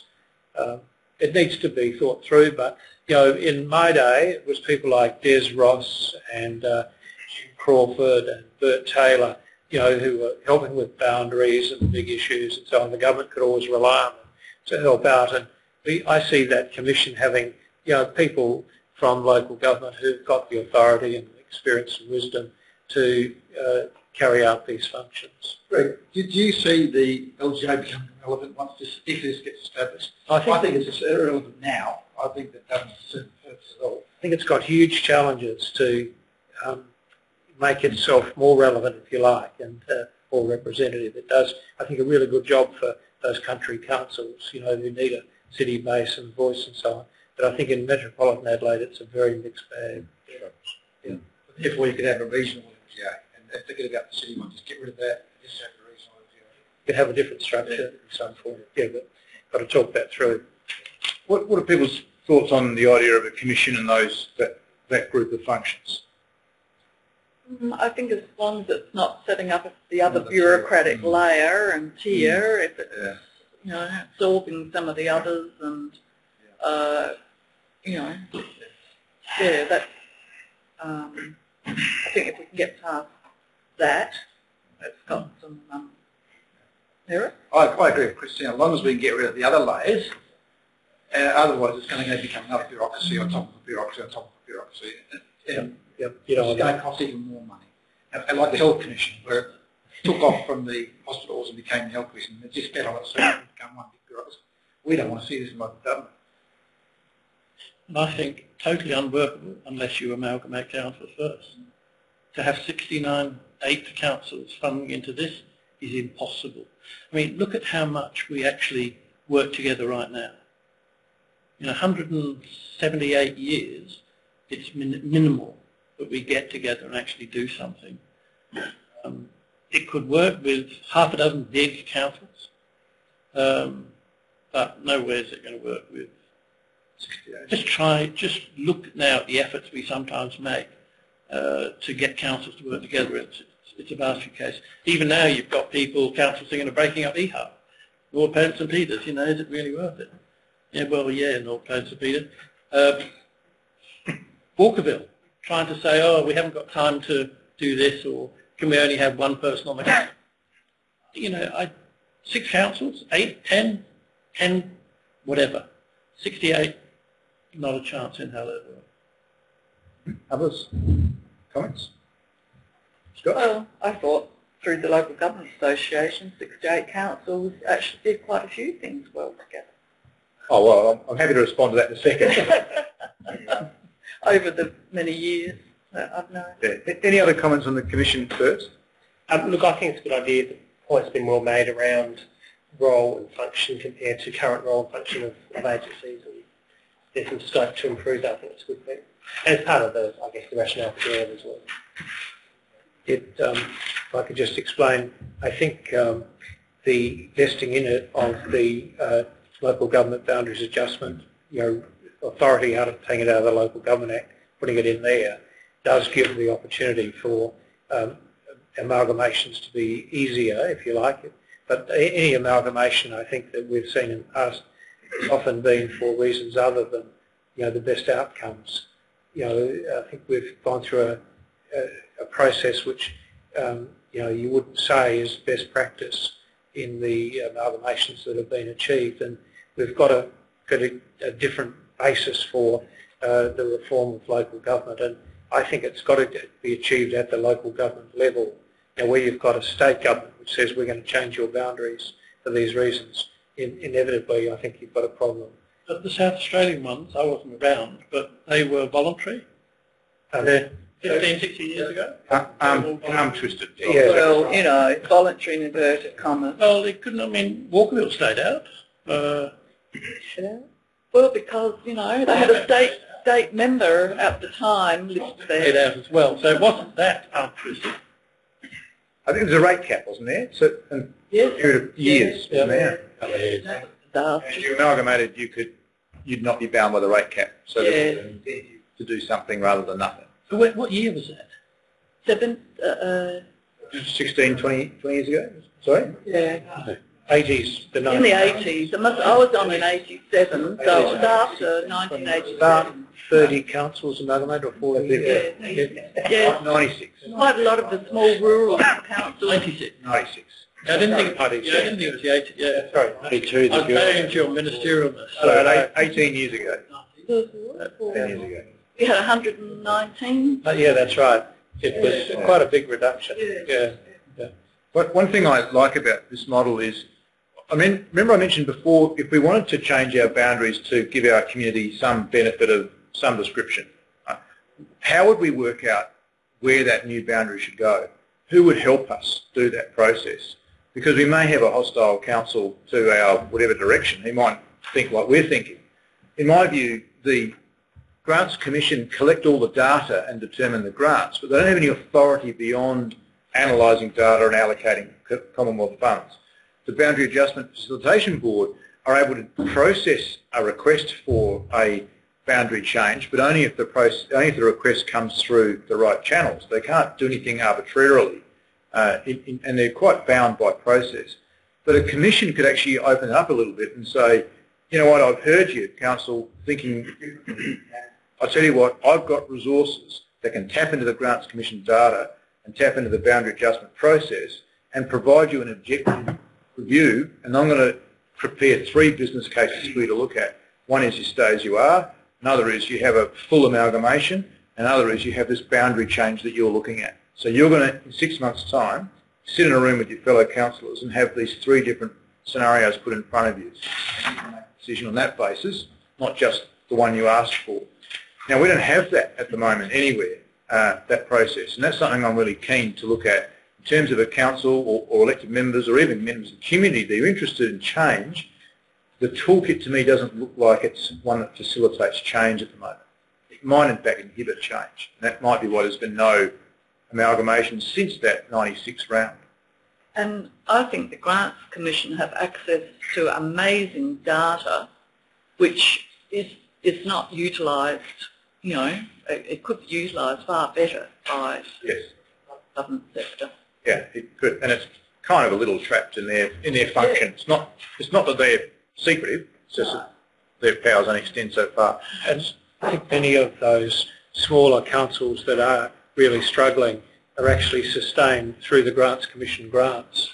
Oh, yeah. And so if you actually change the criteria, you'd find a lot of those councils just weren't viable. And so having that function amalgamated with the others might bring about those changes much more quickly. So this is a comment to the contrary. Can I conclude that this is worth exploring a bit more? We're not throwing this one out. Okay, they were the big topics that we wanted to get Greg here to help us through and provide the thinking behind it.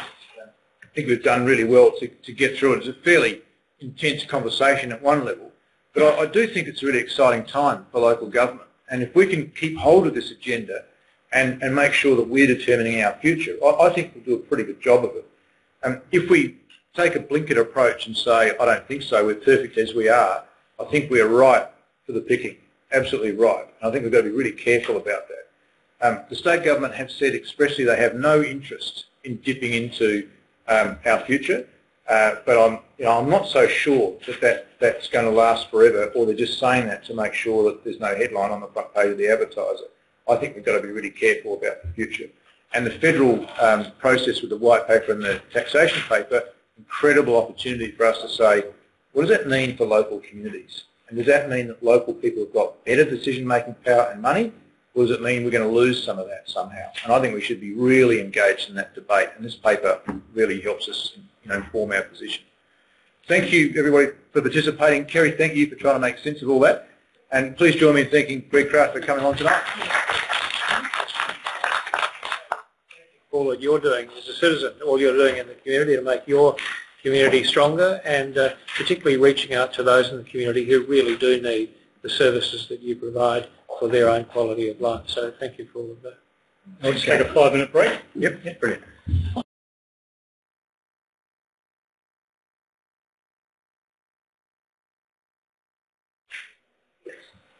Okay, the next item number 3 on the workshop program is the Hyundai car parking issue, and Alan has asked for this matter to be brought forward and provided some photos for our reference. So Alan, do you want to just discuss your concerns? Yeah, look, just to start off, the car parking we're talking about, the medical centre that it is, and the car yard in particular, and also now there's the plumbing place, although there was a thing there before, far more traffic with the car park out the back. Over about the last 10, 15 years this has come up, and it's come up, and while I haven't got dates, I know one of the dates is around when the parking signs were put up there. This is in the street. There was a problem around it there. When Agostino came, I've read some of the emails that came through, and then I raised it here, I don't know, just a while ago sort of thing. And I remember it because David, he's not there now, the mayor come over and said, what's your answer, Alan, what can we do about it, and what do you think we should do, and all that. And very seldom I admit this, but I haven't got the answer to do it. But I've had things sent to me and phone calls from people that actually go and use the clinic, not the car yard. I might say I deal with the car yard because I'm a JP and I go there once a week or a couple of times a fortnight, something, to stamp their various parking things and speeding things. So I do that, so I know the both sort of parties. And when it come up, and then I think we got, to whom it may concern, I know Christina and I got it, but I sent to Prospect Council plus councillors, Alan Harris and Christina. And so then they rang me again and said they were concerned because they had this reply, and in particular what they were concerned about was the reply to this person. Just because we're on the air, I don't really want to say the person, but I've got it here if people want it. And was concerned in the reply, as this seems to be an issue only recently. And I might add, the people rang me up then and started telling me off. They said, you said you'd raised it a couple of weeks ago, and what we got in front of us said we didn't. Put that to one side, I believe it's the problem. The pictures, why you got the pictures, what do they mean? The medical centre is on the other side. This car that you see here is facing towards Main North Road, and the car actually belongs to a Hyundai, if that's how you say it, the car yard, and had been there all day. And that section there doesn't have a time limit on before it does, and over there it does. But why I took this, and a couple of your blokes were there actually fixing up that hole again in the middle of the road, you know, the patching thing, and because they asked me, they said, when can you get that patching fixed? Because they pulled up at the same time, I said. But I took that photo, and they went over here, and this is the park in the back of the car yard, and there's 4 empty spots in there. Now, I can only say that was like that when I went there. It might have been full before or whatever like that. But my sort of concern comes, and to some of the emails or things backwards and forwards, that like they're a business and they're in the area, they most probably sold the backyard at one stage. The medical centre's been there a heck of a lot longer before the car yards. There was another petrol station there at one stage. But, albeit, they most probably, and I'm only guessing this, did sell the backyard to build a wall for the car place and all that. But there was that difference of people parking. Now, I haven't got an answer, and Chris is sitting here, and when I talked to him, he said some of the things, and he can speak for himself, but some of the things is, you know, there's very little maybe we can do about it. I think maybe about all is to organise a meeting with the 3 parties, us and them, and try and discuss it.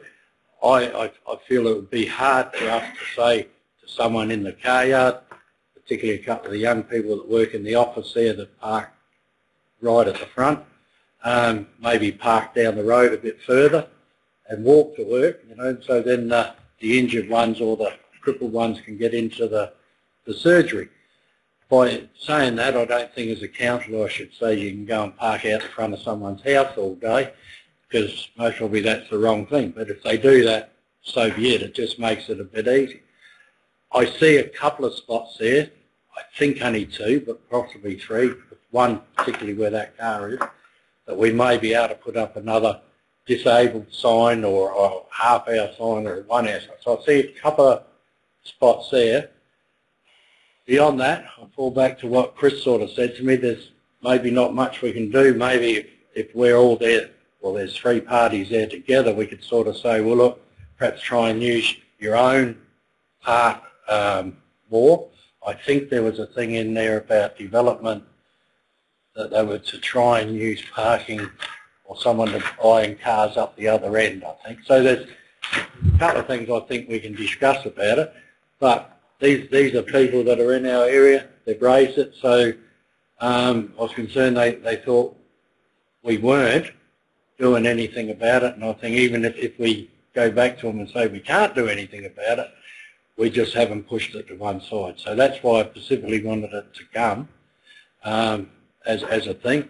And if I really honestly had an answer, a legal answer, I'd throw it down, but I haven't got it. So that's why I brought it up.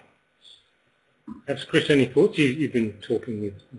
Yeah, I had a brief discussion with Alan, and I've reviewed the relevant approval, and as is often the case, we don't have any condition that's imposed against that approval requiring that they actually utilise the car park for their own purposes. There's many examples around Prospect and around the broader metropolitan area where employees of businesses will just park on the street. Depends on demand and capacity and events and circumstances that are happening at the time. Under the Act, there isn't any ability for council, under the Development Act, for council to actually impose a condition requiring that they park on site, only that the car park be available during business hours. And the photographs provided show that that car park is available. So it's up to the business how they actually control access or the use of that car park during their operating hours. And then flow-on effects associated with car parking in the local streets, well, they are just managed under the Parking Act in terms of parking infringements if they exceed time frame. So, as Alan suggested, I mean, it'd be bold for a council to suggest that business operators should encourage their staff to park out the front of somebody's house all day while they're there. But council has in the past, or at least at an administrative level, engaged in discussion with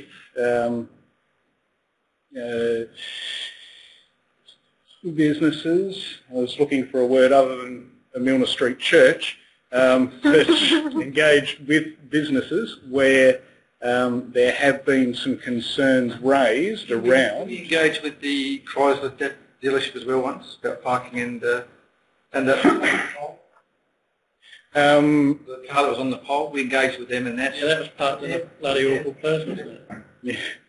Well, that wasn't in relation to, well, the pole itself was a development.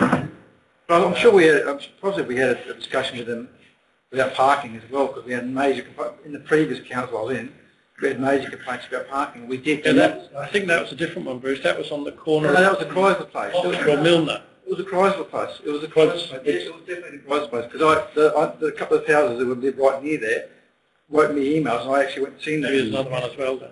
With the Chrysler people. So there's potential for us then to maybe meet with the business there and just discuss a logical way of solving it. Yes, could I? Yes, because I responded and to one of the residents, I don't know if it's the same one or not, and we had a look, and because some of it is where they've got car parking, they've got different car parking like Monday to Friday and then on the weekends, and some of it's 2-hour car parks.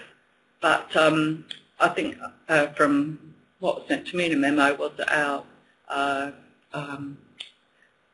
officers were going to just monitor that for a while, just to see if some of these other staff people are parking there longer, than the 2 hours. Because the whole idea of having like 2-hour parks and whatever it is to move people on. So, obviously other people get a chance to half hour, 1 hour. Yeah, there's some that's I couldn't remember what it was, but I did put it in my email. And the other thing was that I noted that the surgery doctors along that side where the old former Salvation Army, they've got car parks there. So, perhaps it could be put to them that they might be able to make one of those I don't know if they've got a disabled car park there. I don't think they have. So I think that was another avenue that I thought could be explored. When I went up there were 11 spare spots in the car yard side entrance alongside the surgery, but plenty of parking in the one you're talking about down the side of the surgery, but nothing to indicate their people, when they drop them off, can park in there, and or a disabled spot. I think there are only 2 cars in there from memory, and it's not that big, but it's driveway length. You probably get 6 or 7 cars in there. Because some of the other medical places, they've got car parking, and they've got disability car parks. But so I don't know. That's most probably because way back. I was going to say it's been there since way back. So most probably maybe in a time when we didn't even have planning thing of disability car parking. I would have So thought the before we surgery start got cooking car anybody, parking. Yeah. Alan, would you be happy if management were to organise an on-site meeting, maybe invite the elected members wanted to come along, maybe yourself, Alan, and we could just sit down and have a discussion and get to a common sense kind of outcome if we can. It just, for us as a council, it's an area that has a lot of people, local people that go, and others, that go to it and that, and sometimes some of the comments are, like we've done nothing or we do nothing. So it just gives me, one, I think it's good for us to just have that thing. 2, on that other side or anywhere, to me there's that possibility of maybe finding 1 or 2 car parks, like 2-hour ones or 1-hour ones. And if that's not the case, it's not the case.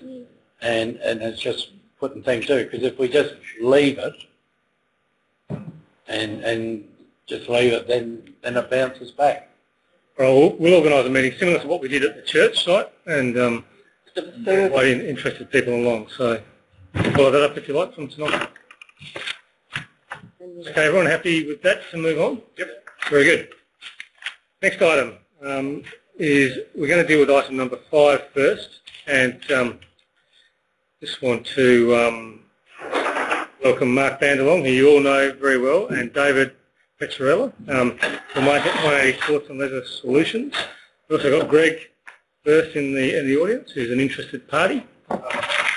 So, Brendan, you're going to lead us through this discussion. We've got about half an hour or so to deal with this one, if we can. So, as Mark just mentioned, the elected members will recognise Mark Petrella from 180 Sports and Leisure Solutions, where they last presented some information to you all at the council workshop on the 1st of March. So essentially, the result of that 1st of March meeting was that further design work be completed by 180 Sports and Leisure Solutions, and that design work incorporates discussion from that workshop, as well as to continue with the work that we've been doing with the Broadview reference group, a community reference group, of which both Councillor Priest and Councillor Roberts have been active members, and I'm sure they'll both be keen to contribute to the discussion. But essentially, from this workshop, we're keen to ensure that elected members are comfortable with progress today for the master plan, with a view to a report going to the August council meeting, and hopefully, if council's happy with that, to adopt that draft for broad community consultation. With that consultation occurring over the council's caretaker period. So I'll just hand over to Mark and David for their presentation. Thanks, Aaron. Good evening, everybody. What I wanted to talk about tonight was probably just recapping what we spoke about at the last meeting. So the first couple of slides are just going to get you back up to speed. I know you have lots of things going through your head, so it's just good to sort of recap where we've come from, what those themes were, and probably the options are probably what you're more interested in tonight, or the option, because we've probably rehashed, but we've changed the option probably 4 or 5 times now in light of council's comments and the reference group's comments, and that's where we're at tonight. So I just want to go through that. So the first few slides, just bear with me, it's just that recap. I think you know what the master plan is, so I won't go through that, but it's largely a master plan for a district level facility for Broadview. This is my little Bible, which you probably, hopefully everybody knows by now. It's banging it into everybody's head, but it is the basis of all the master plans that we do, and it largely talks about how we need to get this agreed vision for the site through all the consultation, and that, as I say, normally takes the bulk of the project, about 6 months or so. And then once we've got this agreed vision, agreed in inverted commas, we look at what infrastructure is needed and some of the management implications with that. And invariably with master plans that look at consolidation of assets, there are some management implications. And whilst we don't get that right, but whilst we don't come up with the final model here, it's just put on the table that there will be some management implications for the users and council down the track. So the master planning process is this. We are now getting to this stage down here where it's just a general acceptance for the master plan based on the vision, the infrastructure, and some of the management implications. And that's largely where we're at. Stage 2 is that detailed design outside of the scope of this brief. But then you're looking at more your finer level of details and some of your management implications down here. Where we're at now, it's a 4-stage process. We're in stage 4, finalising the plan. So we've done a lot of work with the establishment of a reference group, which I'll just touch on in a second. And Greg's here from the football club tonight. He's been heavily involved there. But the reference group itself has been pivotal in this. As you know, I think Council gave us the go-ahead to form that reference group when we first started the project. We do have equal representation from all the user groups at the site.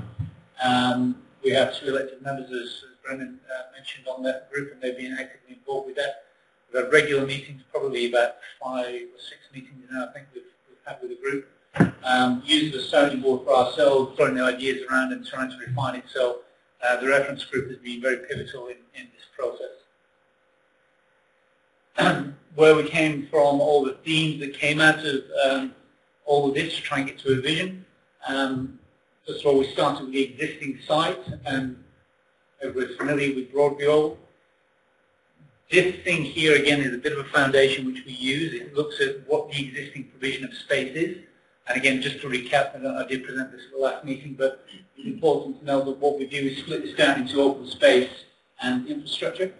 So the blue areas are the sports spaces.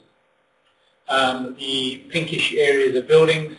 We've got the parks and gardens, which are the sort of, whatever colour that is, mauve or whatever. The yellow is the ancillary, and the grey is the hard stand areas. It's a total site of approximately 6 hectares, give or take a few metres. But what we do,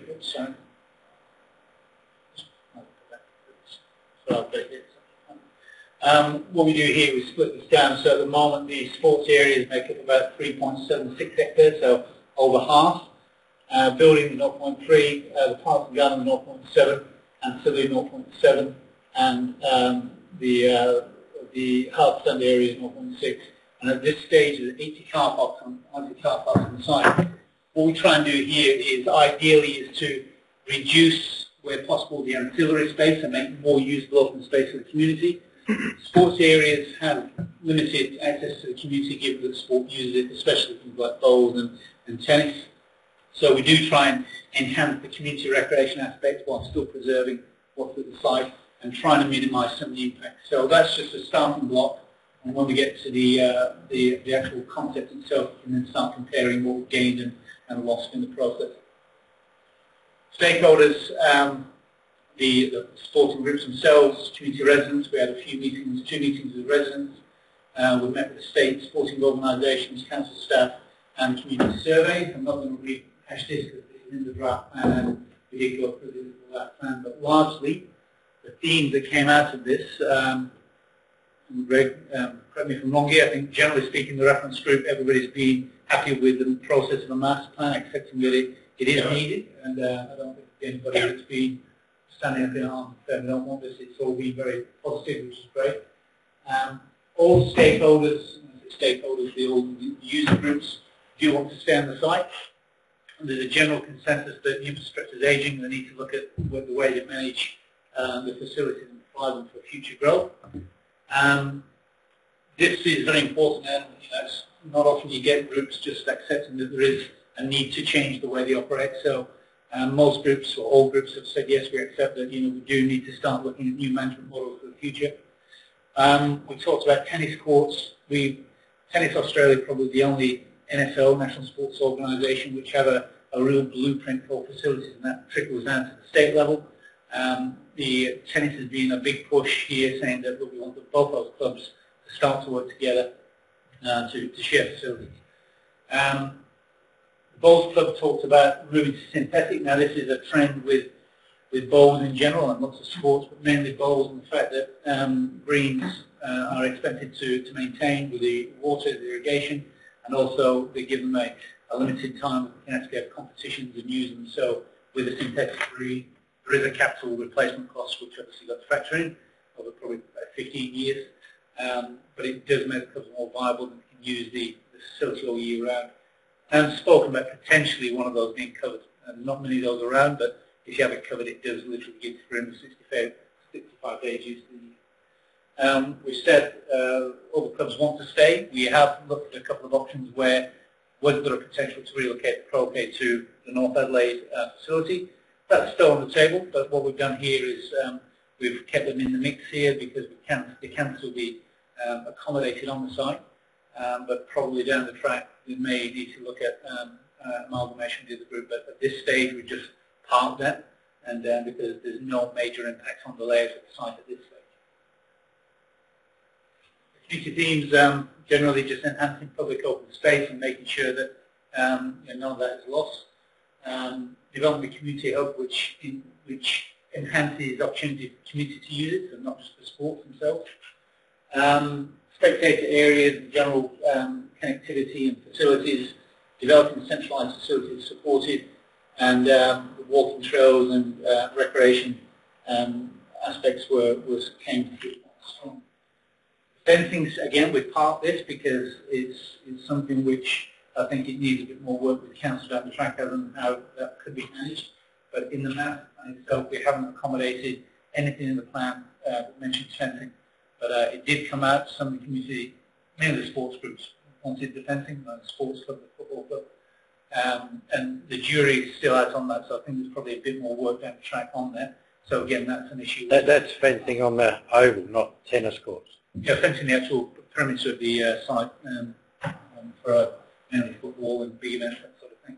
Again, though, the entire site or? Entire site. And how big? Oh, look, at this stage, I mean, there's a number of options for fencing. You know, you can have sliding fencing. It's not been investigated too much apart from it was raised as the groups were saying, well, maybe it would benefit us. It didn't come out strongly opposed to by anybody in the community, but I think what you probably need to do is, if you don't consider that as a council, is probably go back out and do a bit more work on that community.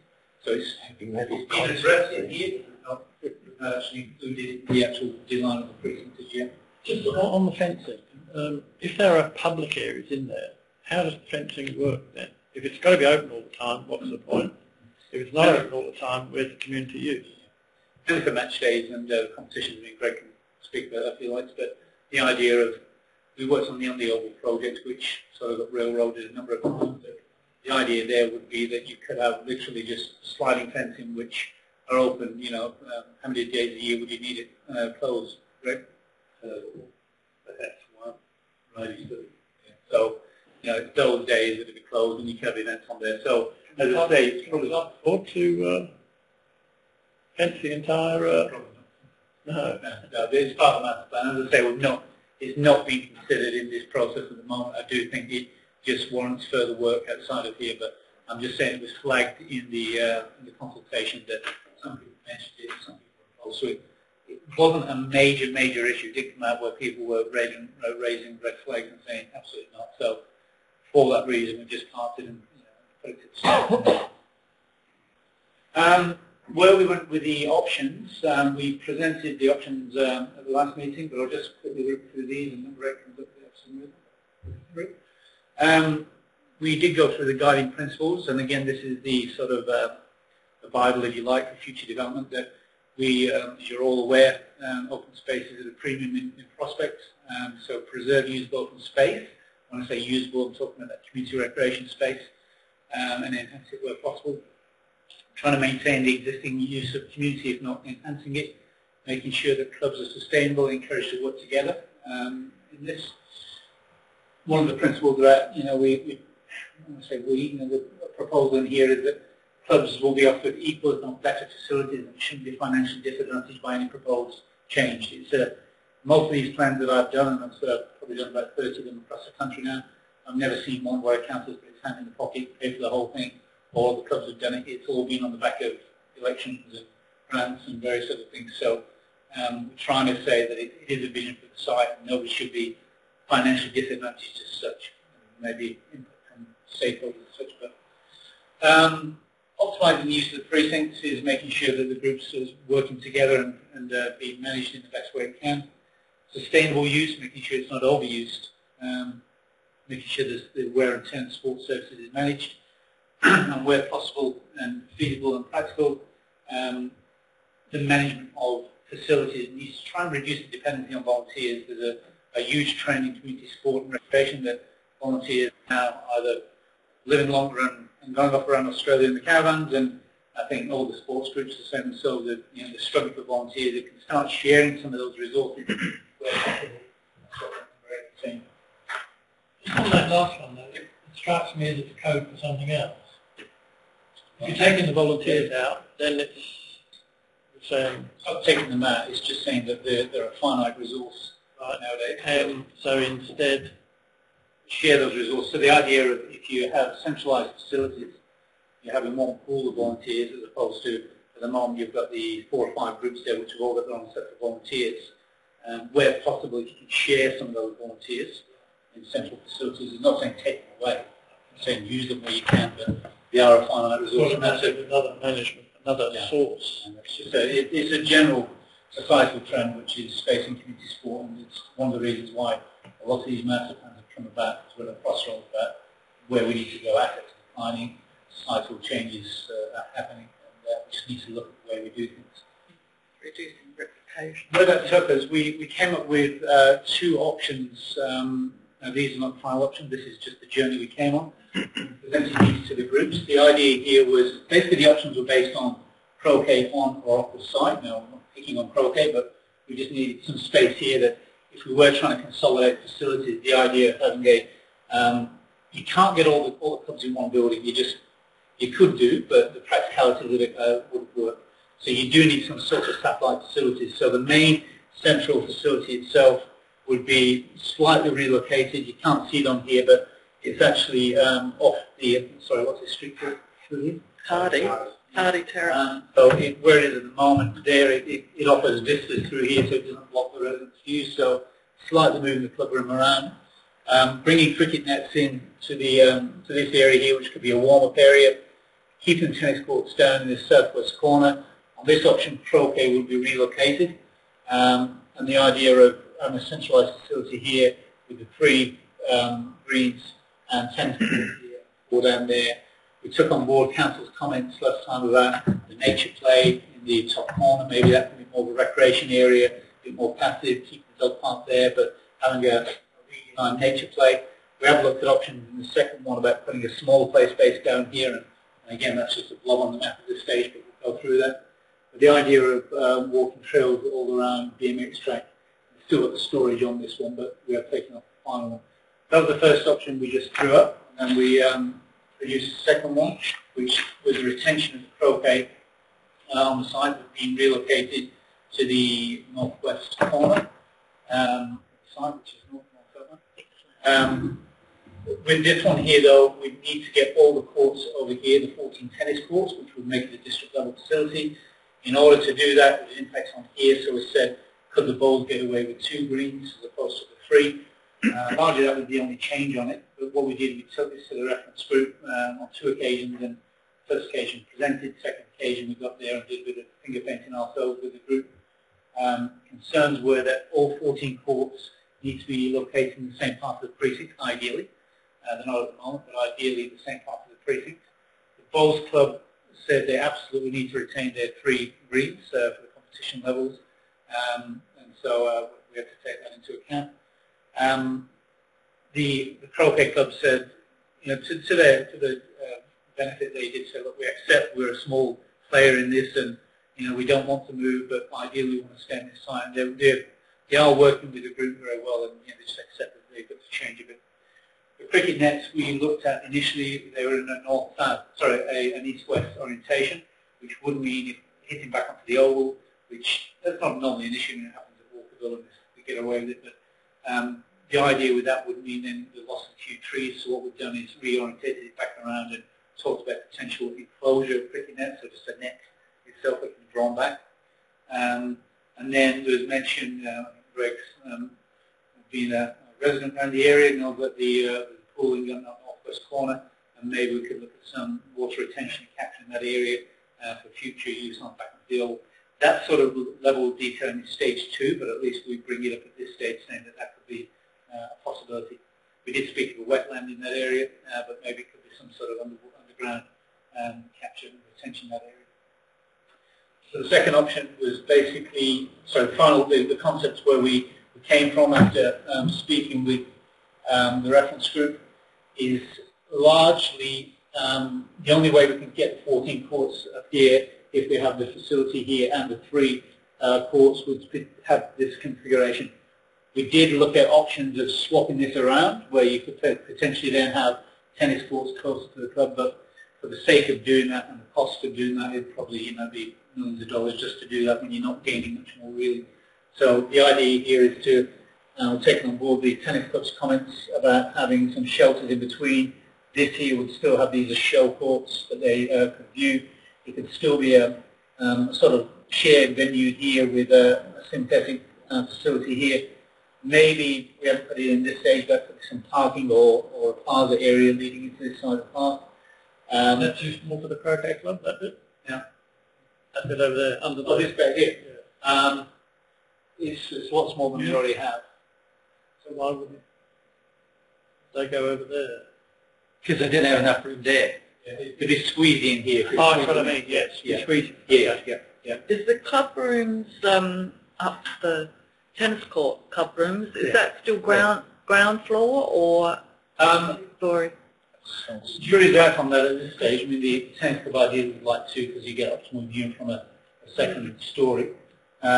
You could actually still do that and have the bowls club on one side, which is ground level, and then you don't have to stuff to do with this and that. I'm thinking with storage, with all of that, there's going to be a hell of a lot of storage need. The actual final layout of that facility is just shown as a blob on there at this stage, but you would say it probably is a two-story facility. This one definitely down here is looking at two, with changed facilities, storage underneath, potentially the Lions using some of that for their storage. We've taken at this stage, this is the storage up here, so you'd have this design as a two-story facility where most of that, you have shed sort of facilities at the back. But again, the actual design of that is to be looked at. The existing building could be used by the croquet. We mentioned before that there are models around, but this could really blend in quite nicely with this, and it could just become a very passive summer activity, very similar to the Potomac, where people can turn up and have a game. So they were the main changes on here. What I'll just go through, and I'll come back to these so we can discuss it, are just the layouts now of the what we're gaining and losing, if you like. And probably the best one to look at is this, which is, there's your existing and the concept. So at this stage, the sports service is going from about 61.5%, 3.7, down to 56.5. That's a reduction in mainly the croquet and the consolidation. Parks and gardens here, so the usable open space is virtually doubling with this design. We've gone from about 0.7 to 1.24. That's largely converting a lot of the ancillary space into usable open space. So the ancillary space, which is normally buffer areas, from 0.7 to 0.8, so a slight increase. But what you look at here is that the percentage of open space in general is going from 85 to 92, so much more usable open space. The hard stands going from 15 at the moment, because the buildings all over the place, down to about 8%, and the car parks are increasing. So just by looking at that, we've done a win-win. We've tried to make this space more usable, meet the group's needs. There's nothing in there which people can really say we're losing on. There's a lot of gain for the community based on that. That's based on the you can see where this yellow is the ancillary. This is unusable space around here. We can keep this as a sort of park and garden. We have included a small play space in there. Again, it's one of those that if this was a nature play area, it would be more nature-based. It wouldn't be a traditional equipment. Maybe if you had a small playground over here, it would cater for the football, the cricket, the spectators with the little kids with a fence. Again, it's just a concept at this stage. The idea of this area being a warm-up area for the football club and cricket. So in summer, this could be the nets which are just pulled out and then taken back. So it can be fully enclosed, so you can just hit the ball back into the net. The croquet club, as I said, not change using the existing club room. All this becomes usable open space. We try to sort of landscape this to be more parks and gardens with benches, etc. And the car parking around the southern aspects of the oval, which gives good viewing, and it does formalise some of that as well. So it's largely making sure the needs are met. The tennis and the bowls are very, I think you can use the word keen, to pursue a joint facility where they will maybe share a bar and those sorts of things on one side of the bowl and tennis on the other. So that's the option there. I can go through this and give a summary, then we can go back if there's any questions. But largely, all groups are supportive of the concepts. We went through that. We had a meeting with the groups, and again, generally supportive with what we've just shown. The existing and future needs are being met. There's a net increase in usable open space and a net decrease in unusable. Consolidating infrastructure. By this, we are trying to get people working together. So cricket, football, the Lions all in that one facility, and then the tennis and bowls in the other.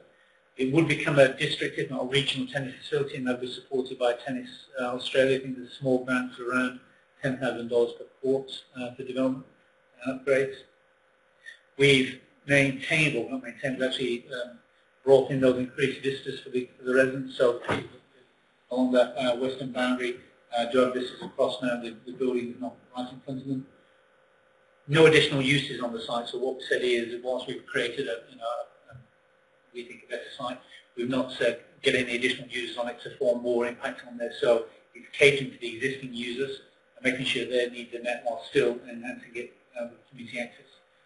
We've almost not doubled, but we're going to provide 50 car parks on site, and look, we think it's generally a win-win from here in the fact that we've addressed those needs, and we've got the support from the groups. Just the next steps is, as Brandon said before, we're probably seeking now in principle council endorsement of the draft when that's put to council to go public. And obviously we'll fit in the consultation period of at least 21 days or more. We aim to have at least 2 community charrettes information sessions where we present this and talk about where we've come from. We'd open up for a survey as well for written feedback, and then probably refine it as necessary when we've done that.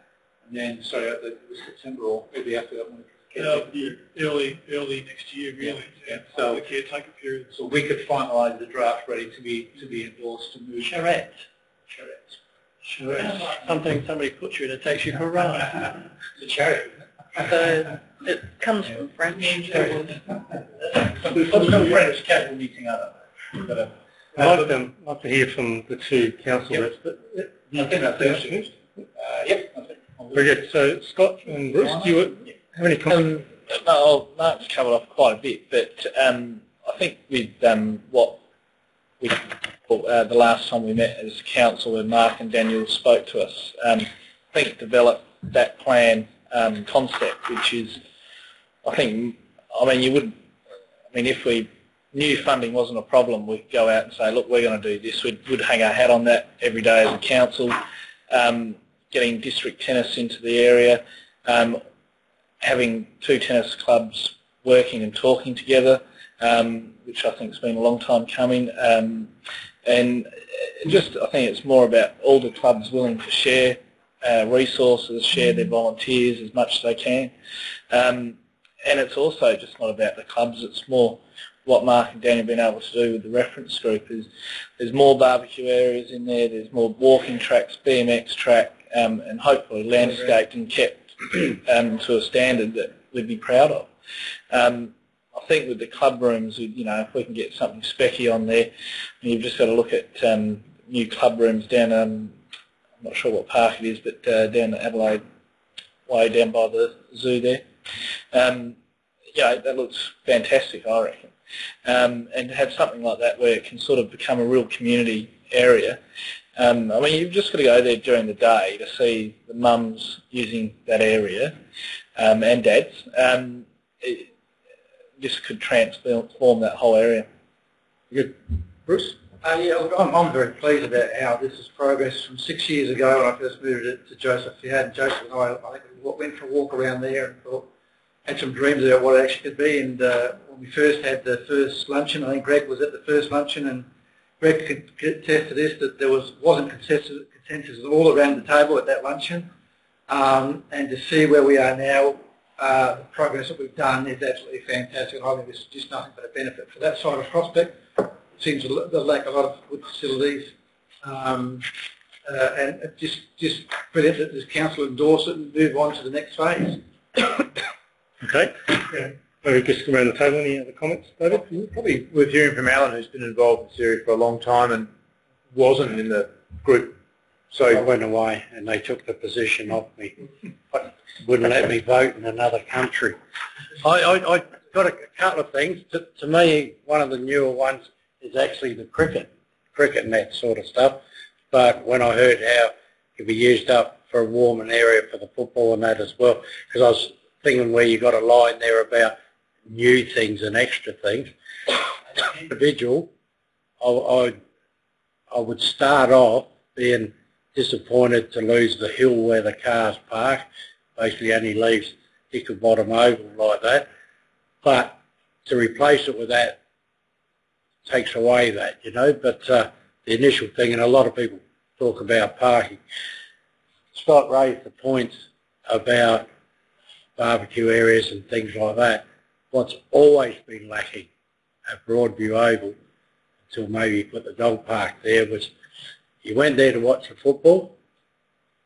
I was associated with Colin Grove Tennis Club and the other one, so, you know, you just had to fight yourself as you're getting through the nets. But that was, if that comes to a task that they come together, is good. But if you look at what it looks right now, if you went up there right now, if you haven't got tin lids and you're taking them to the park, if you haven't got a dog and you know, taking it in the dog thing, and they're not playing football at the moment, and I hope there's not a cricket person behind me because I'm not that interested in cricket, but that's only me as an individual. But the bowling's there, that's quite good. There's nothing else to do. It's all dry dirt. And it's not anyone's fault it's dry dirt, that's just the life of it that it is. So to go and have like a picnic or sit down or do anything like that, it's not there at the moment. So to me that's an exciting thing, that avenue's there. With the trees that you're looking at there, with the way that you're putting it there, the car parking in still around that thing, the warm-up area, those I suppose you all know is the car parking now as well. You're taking that away from the residents around. So when those sort of games up, that's pretty good, but then the people fill the streets if it's a good game on. So I'm very happy. You know, the thing I was disappointed is losing the hill, but to have something like that, I think it's good. And nearly everyone that I know around, I would feel comfortable with that. There's a drunk, she won't ever be happy. She just abuses every time. But the normal residents around would be very happy. Okay, that's good. She didn't come, did she? Tonight? Behind you. I don't understand it. Yeah, sure. The proposed club rooms, now there's already a building there at the moment. It's further over here. So the intent is to bowl the whole building over and build a new one. And it was just because people get a better view. Oh, I think you've been in the building recently. Also, there's going to be more space for providing for equipment and all that for everybody else as well. A modern building. Yeah, and a modern where you have upstairs. Built for purpose. Yeah. There's, I think, the floor in there, Greg, you can correct me if I'm wrong, there is a creek running under there as well. It's a real sort of, in the main thing, you've got a bold floor inside. It's just meeting the needs now. The gymnasium is very basic. If you look at consolidating, you'd be really... All right, just need to know. Do we have before we go any further, I would have thought, do we have a budget for this? Do we have an amount? It's not been done as part of this as yet. We'd advise as part of recommendations that you can do indicative QS on these things and it will come into the millions, but really invariably it does change at stage 2. So probably it's, you're spending money now to spending stage 2 anyway. You have to do a detailed design, but finger in the air things. I won't say because I may be wrong, but I guess I'd just like somebody to put a case to go ahead for the next stage without any idea whether it's all affordable or not. I would have thought that's part of the process, so we can then say, well, yeah, at a stretch, and I'm the borough around here, but I'd still like to know, is it at all affordable or is it just not on the cards in terms of what we're looking at? Just bowling a building over and building a new one. 2 or 3 million?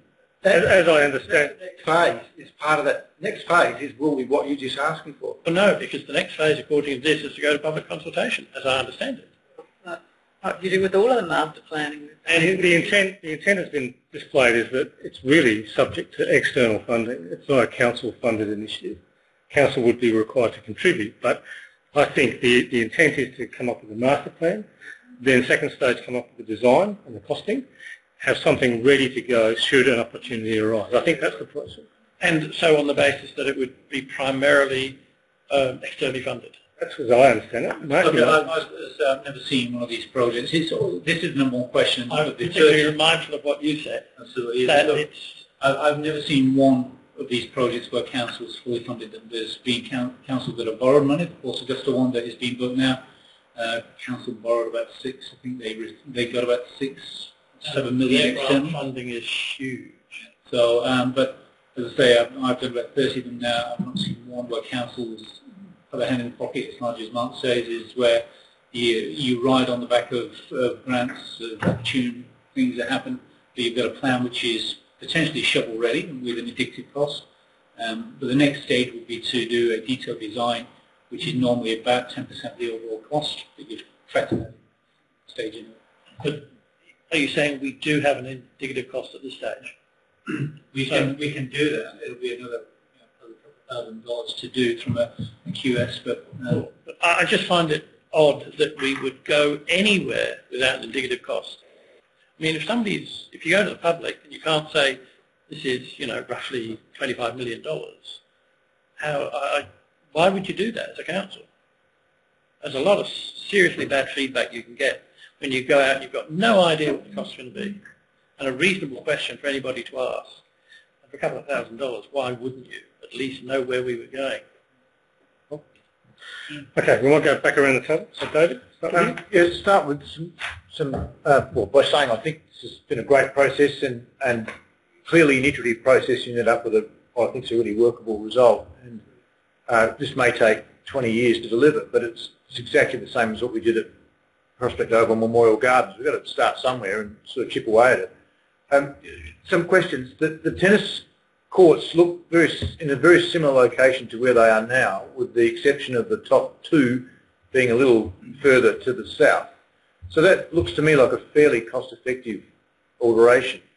The four courts to the bottom look like they go in the croquet play space at the moment, so that looks pretty straightforward.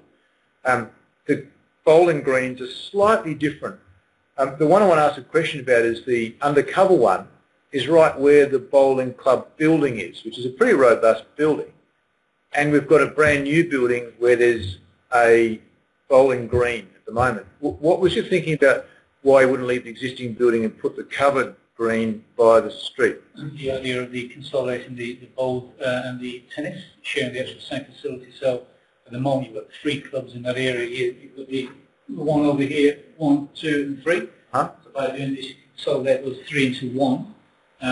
The tennis would need viewing of their areas as well. So by putting it there, we moved it around, we had it over here, but the idea was that it would be serving both. On the other side.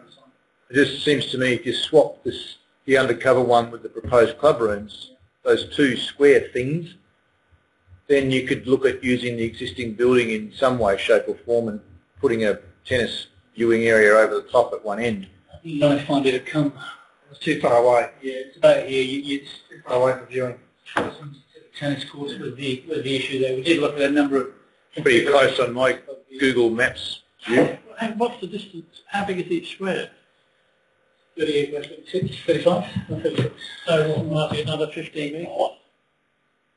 It's the, bowls obviously need to be next to their greens, the demographic of bowls. The idea of, we could do it, but it'd probably be 2 separate facilities, small facilities. Anyway, it just seems to me we've got a perfectly good building that's in what I think could be a very usable spot, and it gets blown up. So I'd be questioning that. The other question about the club rooms for the footy club are on that angle still where it is now. What was the thinking about leaving it there, which means the club loses the one it's got to build the new one, and not squaring up, putting it right on centre square where the warm-up area is? So you could build the new one. Yeah, there's two things. One was the impact to the residents. Uh-huh. Having a big brick wall in front of you, that can be softened by edging, we realise that. But also, just the actual, the size of that footprint there was very tight. So the idea was to shift it here to not have any impact on the residents. So there's no viewing there. It opens up those views and also just the footprint. You can fit anything in there, obviously. You can fit this facility, but it was largely about using that space for the warm-up area and the actual size of this. When we started talking about the facility without getting into too much detail. You mentioned about storage and the grounds maintenance gear and so forth. It's going to be a pretty big footprint. Yep, two-story footprint. And I'll say mainly from the point of view of the just the visuals to the because logically you put it on centre square where you could. So okay, and the croquet, you've got one playing surface instead of two. Yeah. Is there a reason for that? Well, we've only got the. You got one. We've got the hill in between the two. It's only one area. It's just one green. Yeah, I think better. Yeah, it's just slightly different. They have two playing surfaces there. They run two matches at once. They've only got 17 members. And yeah, I know that. They run two games at once. That's actually the same size that they have now. But you can run it at night as well, can't you? Would it be are they happy with that configuration? Because to me that looks smaller than what they've got looking at my satellite image. But I don't think back from them to say that they're not.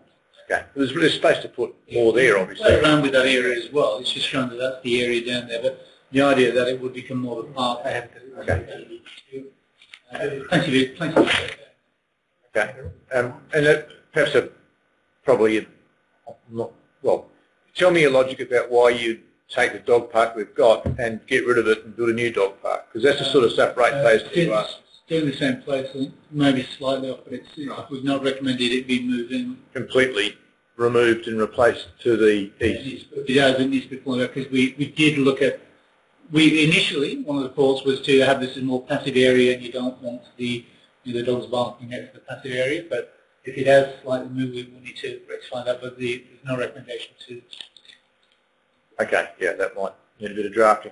And probably just final comment is that the car parking's got a heavy weight to on this drawing, the top right, whereas I think Alan might have mentioned that people tend to like to park next to the club rooms. So the club rooms at the moment for bowling is right by Colin Grove, so people want to park there, and the footy club has more parking right next to it now. That's not too bad, but how did you rationalise the car parking in terms of proximity to the club rooms? I was glad it best fit, really. Nothing that, we have to get this space in here, and you've got this sort of funny shape here, so it was largely the best fit of car parks, getting as many in while still preserving the open space. And how many car parks are in that area? I can't remember off the top of my head, but I think that's better car parking for viewing than what it is now. 55 and there's 180. Yeah. No, just in this area I'm talking about. Oh, there. So I think we've got probably a bit more here. It's slightly further, but nothing. It was largely trying to play with the shape that we had and still maintain the flow through in and out of the park as well. Yeah. So the idea of keeping some parking close to the facility. I mean, as I say, there's potential for even bringing some off the road there, but the idea here is that becomes sort of a plaza area. But probably just go back to my original question about can you swap the undercover and the club rooms, because then we'll put the club rooms close to the big car park and tend to get people to drive in and park rather than park on the street. Using the existing club room was a challenge because of its physical location and its physical orientation for the tennis. You'd have to have another club room for tennis. So the rationale behind the principle is about trying to consolidate where possible. Yeah. Okay, anything's possible. It looks bang on fine to me, but anyway. All right, before I move on, just need to say we're going to have a bit of a later workshop tonight, which is unfortunate, but we've got another item after this that we have to deal with, so I'm just letting people know. All right. Okay with that. Bruce, Christine. Yes, so I think it appears to have been a very good process so far, and just picking up on Ashley's point, about some costing for consultation and to be absolutely shovel ready, knowing what we can go for, or the other clubs can go for. Now, public toilets. We're also in the building down here. We do have some up shown. Because if you're in the playground, well, if you're in the playground and you've got a kid caught short, plenty of trees. Orange button. Where do they go now? You'd probably need something in this area up here. Yeah. And also, yeah, and the times that they might be open, because, you know, if these are more or less like semi-private but community facilities, so I think it just take that on board. Yes. Anyway, so there's that, and lighting. Yes, not lightning. Lighting. So, for example, would it perhaps be like, you know, the croquet club, you know, because a lot of their activities social now, say night, the modified games they play, and some of the other areas as well. So what's proposed? The ovals, it's probably just, it's not shown on here, but we need to sort of just show where the lights are on the oval, and the club's got money to enhance those. But are you thinking maybe some lighting around on the trail as well, or is it something which council would? Well, I'm just thinking, how do you get maximum use? You know, if we've got solar power lighting, or Bowls Club, definitely. The croquet's not come through and said that's what they need at this stage. They've not said that's what they need. So if we're thinking of future use, you know, I mean, it may not just be the croquet club that we know, love and know now, but if we're thinking of future uses of things, yeah. So I'm just the main sports areas to be shown. Yeah, well, I think just, you know, what is general lighting plan, and how that might maximise use of the area. Certainly need on the tennis and the bowls, and we just need to show where it is at the moment. So. All right, then, thanks. I'll have to check the. Okay, thanks for that. Mark, any thoughts? Look, nothing that hasn't already been said. The only comment I'd make is the same one I made last time we talked about it, and that's around the fencing. I'm not, this last time as well, I'm not supportive of fencing the whole site. I just think for the limited times it would be used versus the cost of it, and, you know, the potential for access after hours by members of the community doesn't stack up to me. But I think it's good that you listened to what we said last time as well, and certainly brought back something a little bit different, and obviously the process that Bruce and Scott have been involved with as well. Yeah, and the increased use of open space is fantastic. Thanks. Monica? Fencing, again, I'm not in favour of that at all. I think it's a public facility and it needs to be kept that way. Love that play area up there. Love the BMX track. I know lots of kids trek their bikes into the city to use the one on just off South Terrace. So it's great, including one for Prospect. Not keen on the playground near the club rooms at all. I don't think kids need to be near that environment. I think play area over there, and people supervise their children responsibly. Great, otherwise. Yeah. I'm not a builder, but David is, and it really concerns me, the issue he's brought up about, you know, building already there, very close to both facilities, and yet we're going to bowl it over. And I'm not a builder, but even in my sense, that doesn't make sense. With David having a look at it, something I think we really need to consider early on in the piece. Sure as hell I'm going to go up there tomorrow and have a look. I haven't looked at it in that light. I'll give you a map so you can find it. You do. Yeah. Greg will take you through Broadview if you like. It's also that whole infrastructure. Well, Walkerville's not that. So most of the facilities, sport needs to be north-south facing. So that's why I go for tennis courts. Bowls are not too bad, but the idea of having north-south. So, right, okay. I would have thought tennis, just trying to think of the cricket nets. Some coming this way, and, you know, yeah, it's basically, you know, not the...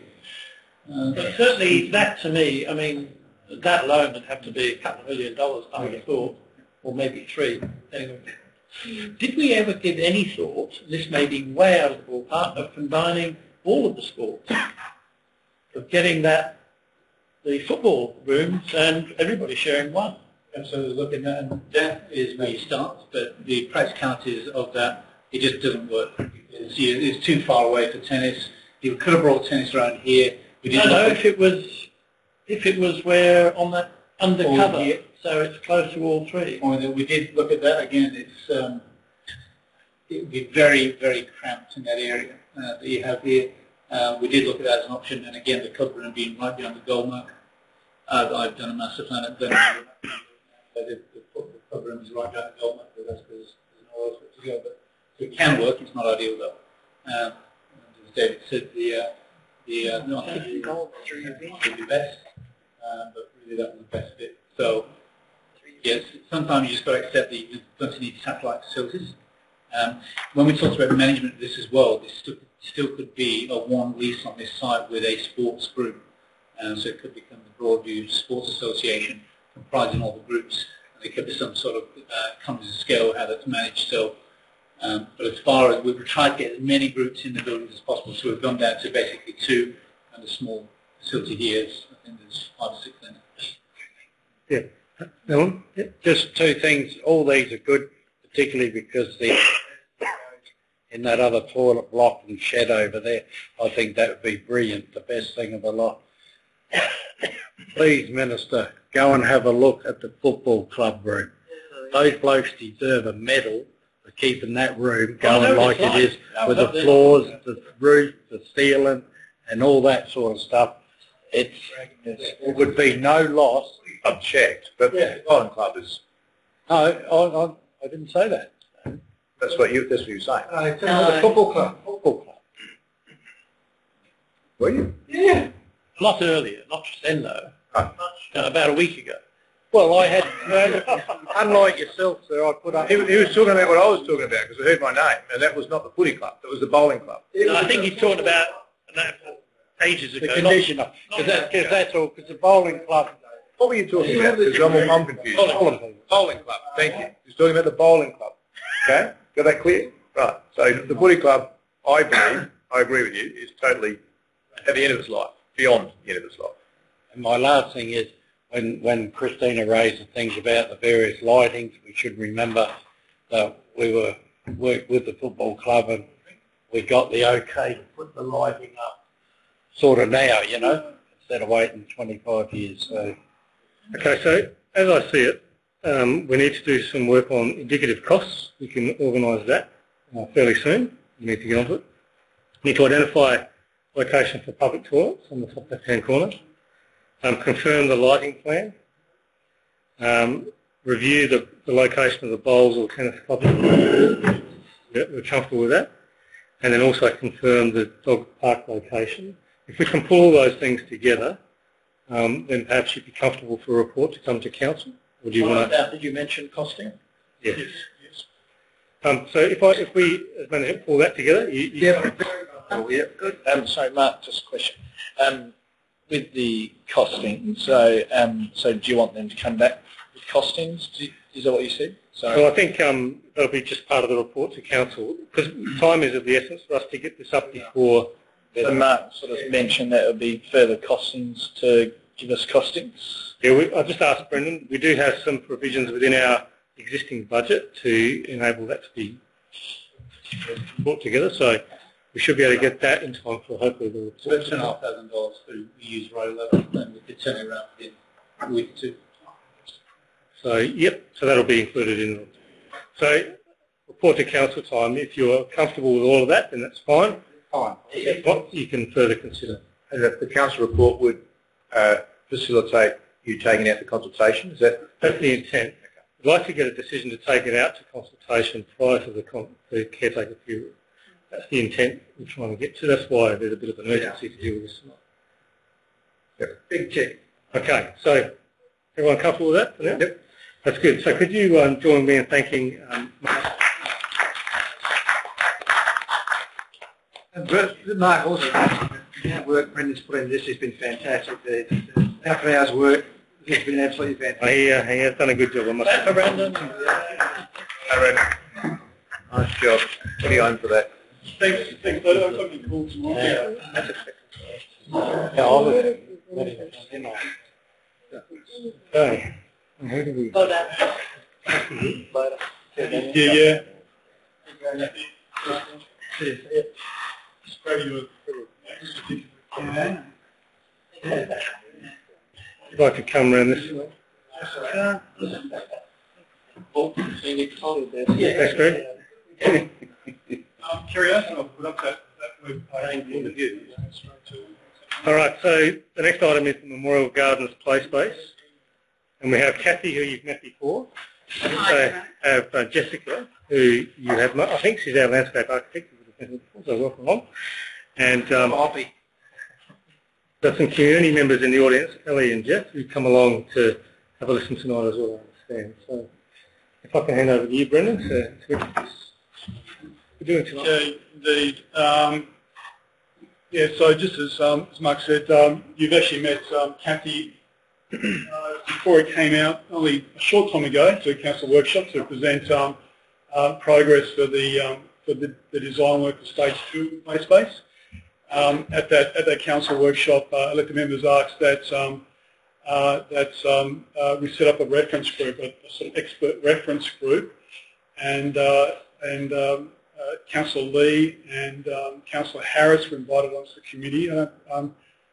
Monica could be there, but Alan could not.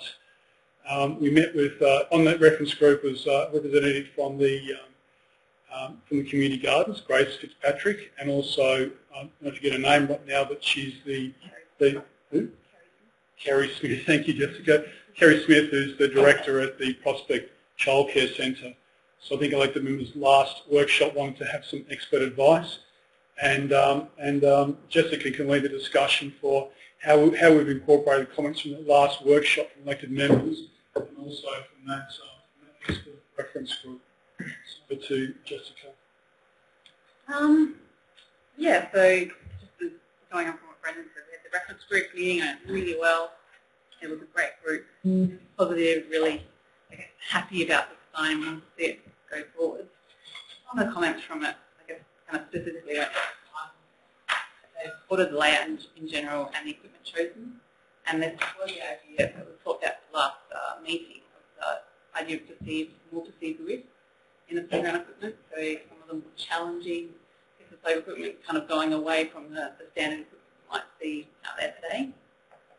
They really liked the theming that we'd already kind of gone down that path, but really exploring that a bit further of Enchanted Garden and Wonderland Park, which Kathy will show some examples of, but incorporating sculptural elements and utilising and that theme a little bit more. Another thing we talked about was fencing. So really the group decided that minimal fencing was best, really looking at fencing more so along the roadside, but not enclosing the entire park, and trying to use other methods to show the boundary line. Jessica, you need to talk up because Bruce can't hear. Oh, there's gone. Well, I'm really showing you a bit. My hearing's good. Yeah. And as a quick question, on the roadside, I don't want to quick line. On the roadside, of course, is that. Now that won't be fenced out. Kathy will show you more detail, I guess.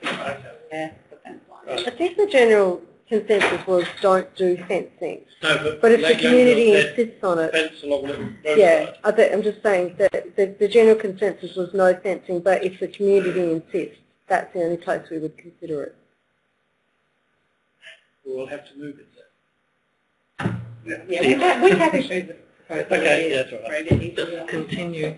And just in terms of, I guess, specific pieces of playground equipment, one that was brought up as another option for expanding on the senior play was a table. It's an outdoor one, and that's something that we've now incorporated in the new design. So I guess we've put all that together, and from last time, and also the public consultation comments that we had from the Terrific Prospect and the Twilight Concert. So all of those have gone together now for the latest design that Kathy put together.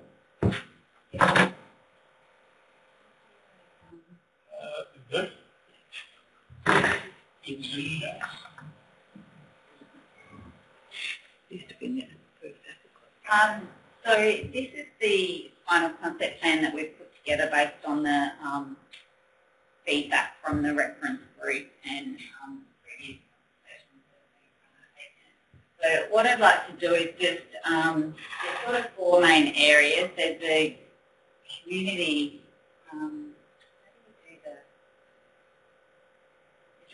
Scroll. Laser pointer. I can operate it for you, but You have to put on a laser. I was looking for the red dot. Here, sorry. Yes. The orange one on that one. Thank you. Luckily, So there's 4 main areas, and I just want to sort of run through them individually, because there's actually a lot happening in this plan, and I'd like to try and present it as clearly as possible. So I'm going to start over this side of the site for no particular reason, just that I'm going to move in this direction. So I'm going to talk through the community garden plaza area first, and the junior play area, the nature play in the middle, which connects the senior and the junior play, and then I'll talk a bit about the senior play.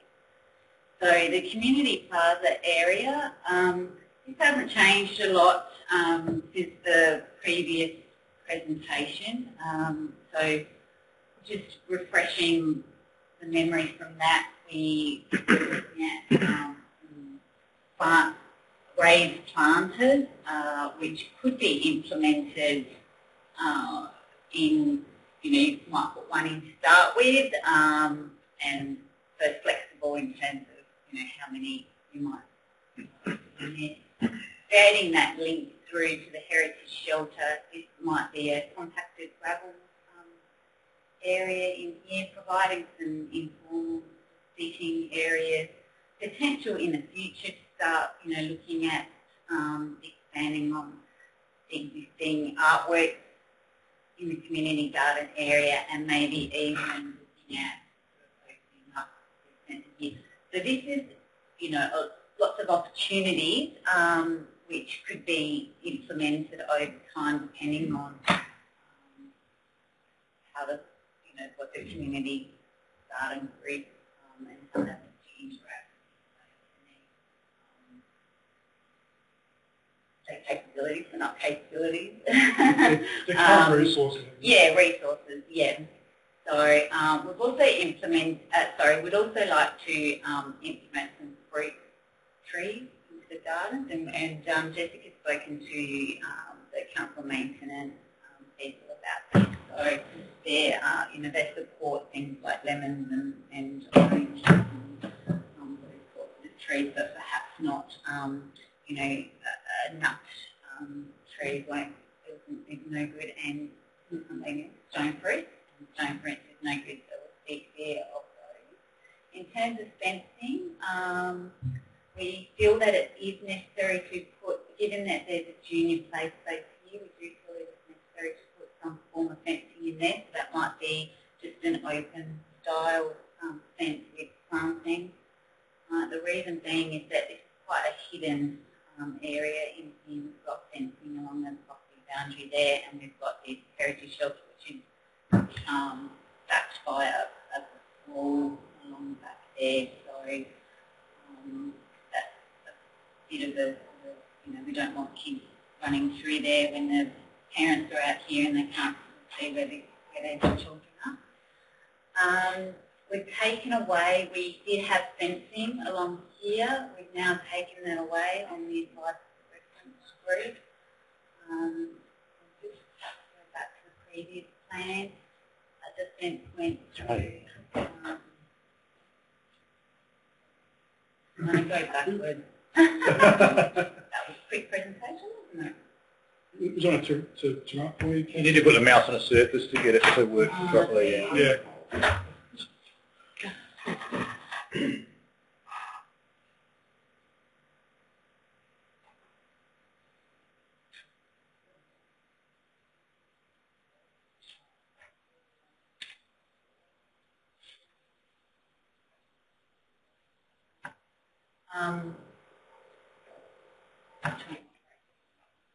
So we did have a fence around here, so we've actually taken that away, and so the only fences are that one there, and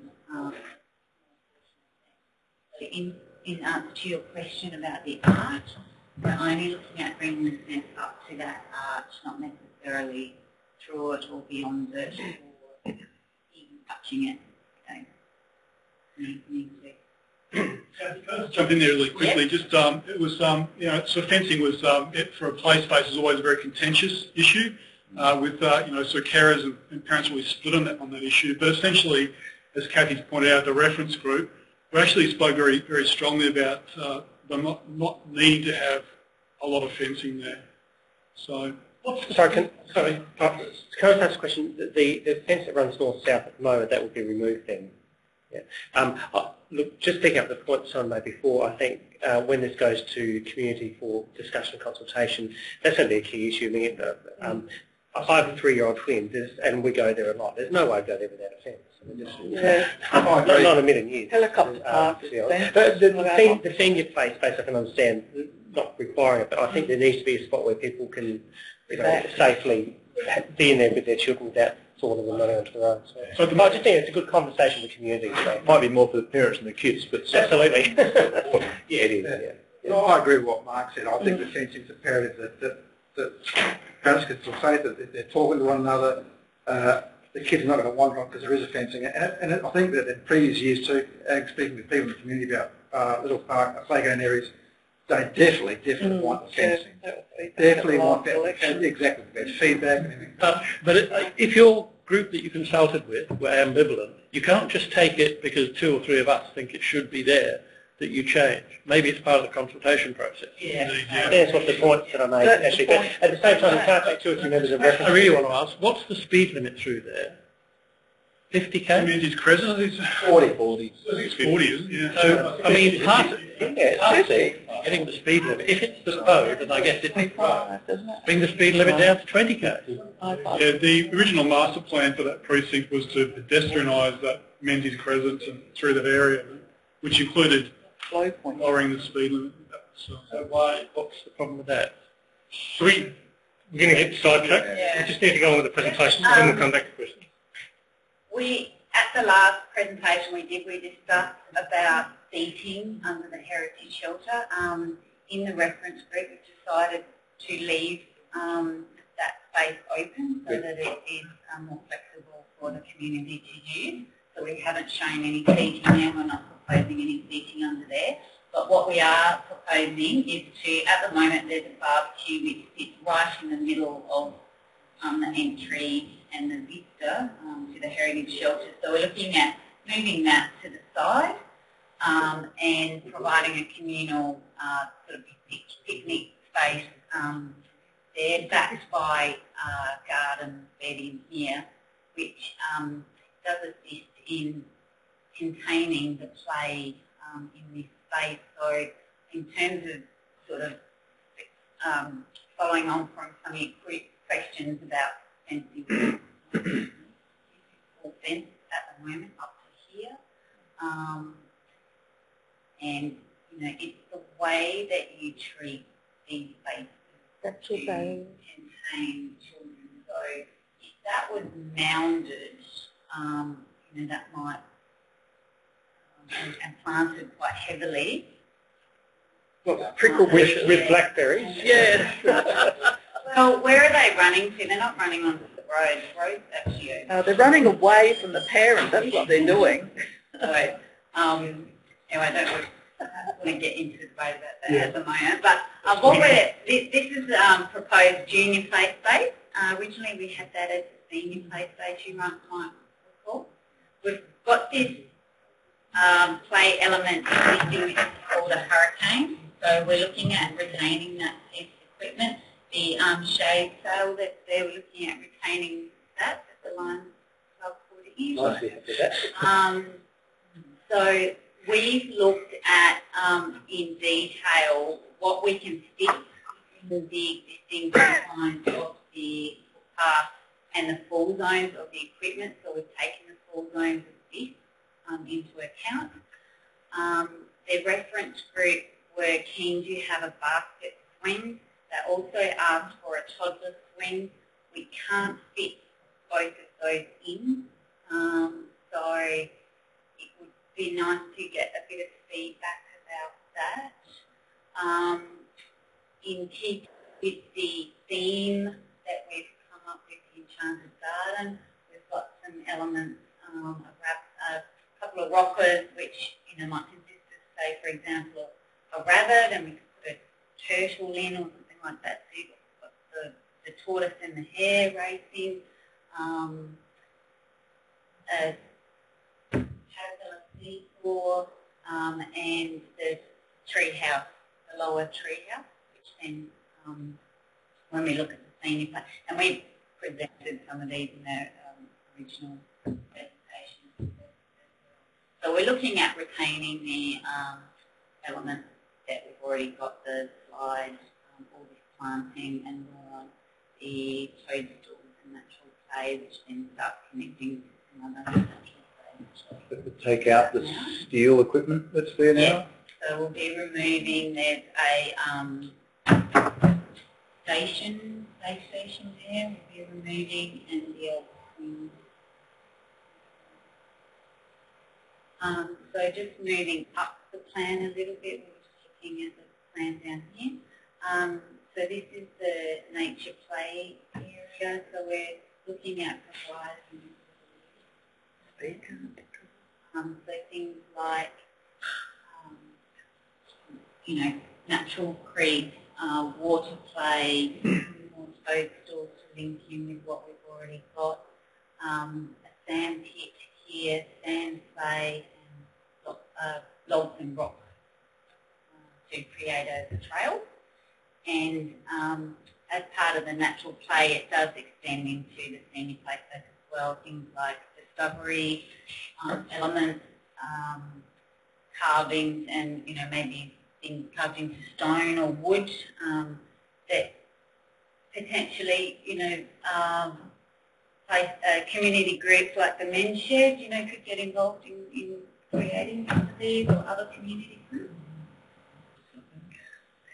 Senior play space here, we're looking at the tree house. This was what was agreed to by the reference group. They, after discussion, they looked at some options, and the reference group said yes, we think that's challenging and risky enough. And there's some nice elements on there, including slides, suspension rope bridge, climbing bridges, two different cubby houses at two different heights that doesn't show clearly in this picture, but one would be 3 metres high and one would be 2 metres high. So that's the main senior play element in this space. We've got the lawn area here, and then linking through to the rest of the reserve, we've got a maze, which would be informally planted, and we've got those discovery items in there. Some climbing poles, reference group are keen on some climbing elements, so we've got some climbing poles here, and the table tennis, the linking through, and relocated picnics in this space already, barbecue and relocating those.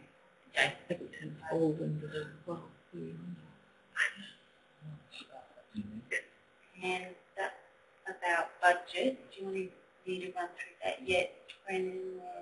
Yeah, well, unless there's any comments.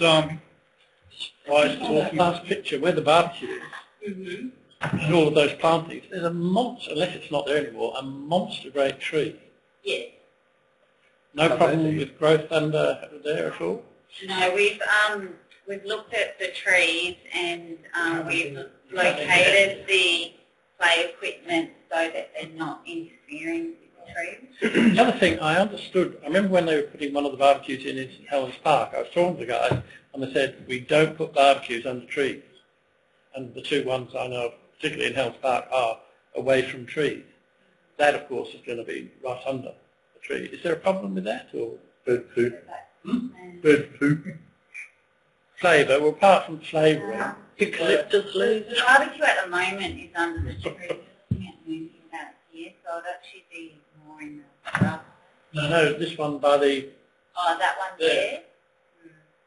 Yeah. That's currently over to the left. I don't think it's under a tree currently. No. To be honest, I'm not sure how far the canopy of this tree spreads. Yeah, it's over there. I'd take that tree out though. Because nothing grows under it at all. You won't get any shrubs to grow under it. Yeah. Yeah. Good for feeding the barbecue, I suppose, isn't it? Well, it interferes with the roof of the pavilion as well. That's its its biggest problem. Take them all out and just... Grass won't grow under it, so it's always muddy there by the barbecue. What tree does grow grass under it? All the other trees in the park have grass under it. Get rid of the tree. Every other tree in the park has You should go have a look. excuse me. Sorry, just there. And say something, Mark? You go first. All right. We've lost the visual. Sorry, you go back to the last bit. At the back of the Heritage Children's shelter, it's always currently, and it seems to be similar there, it's a very lost little lonely space. Isn't something we could do to make it a bit more interesting? What bit you talking about, sorry, Christine? The back of the Heritage shelter. Yeah. Some of the there was some discussion as part of the consultation. They included putting a rainwater tank to collect rainwater off the roof of the heritage shelter.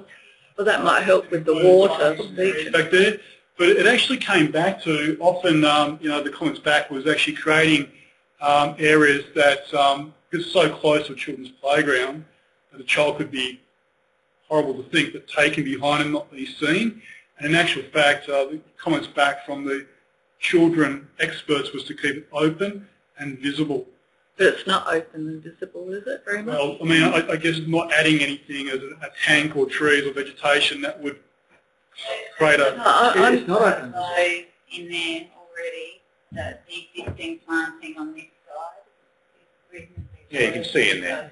You can see in there. Proposed, under the height planting in that area. I mean, we haven't gone into that level of detail with it.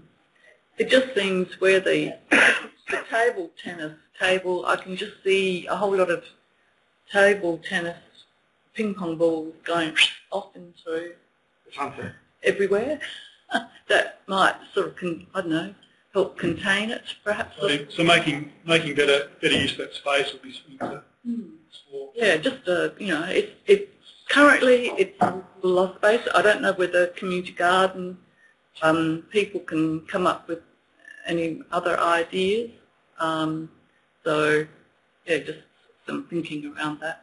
I guess the only other thing you could do is provide another picnic table there so that there's a presence. And the idea Kerry Smith from the Childcare Centre was her that pointed out that you can actually see from the road through to the playground, and if you keep the shrubbing low and you keep that a cleared space, you can detect people that shouldn't be there.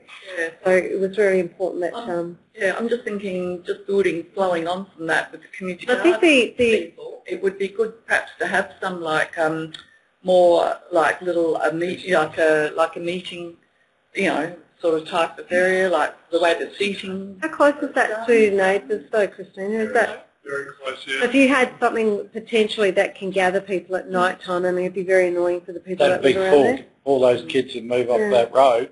They're right there. And I think they're going to go somewhere at any rate there. Same as the young kids though, we're all rushing over to eat the lemons. Well, we were thinking with the table tennis is that, I mean, the one out there is very, very well utilised. I mean, not at the moment, it's a bit cold, but that's where you would attract people too, is that, and if people are using the park at night time, then if they're playing the table tennis further up there, it's not such a pest to the... Yep, that's true. Chris, there's some of the other suggestions that came back for that area there was, early in the discussion was to put a washing up trough for people having picnic, they could wash their dishes back there because there's a tap back there. Yeah, yep. And drinking fountain sort of there. A doggy fountain there. Yeah. Oh yeah, and that's the thing with the heritage shelter actually, because there's a separate budget for it to have some restoration work done, which the budget wouldn't allow this, but there are actually toilet facilities in those buildings, so brilliant toilet facilities. Yeah. That's fantastic. Yeah. You should go and have a look. They're real deco. Oh really? Yeah, it's incredible. So it's sort of in terms of that space, there could be longer term. It's outside the scope of this project, but we could actually, or council could consider looking at developing the back of that facility. So. Yes, they're in the I think the toilet's almost as good as Broadview Footy Club, aren't they? Just some comments about the junior play space. I'm just aware we spent probably $60,000, $80,000 a year or so ago in the slippery dip, and I think the toadstools in and 30. 130 plus. So does that all get removed in this process? I can see the slippery dip still there, but the other improvements, they remain? Yep, okay. So that's question one. Question two is, at the moment, it's not ideal, but the piece of play equipment right in the middle there probably has anywhere between 0 and 12 kids on it at any one time.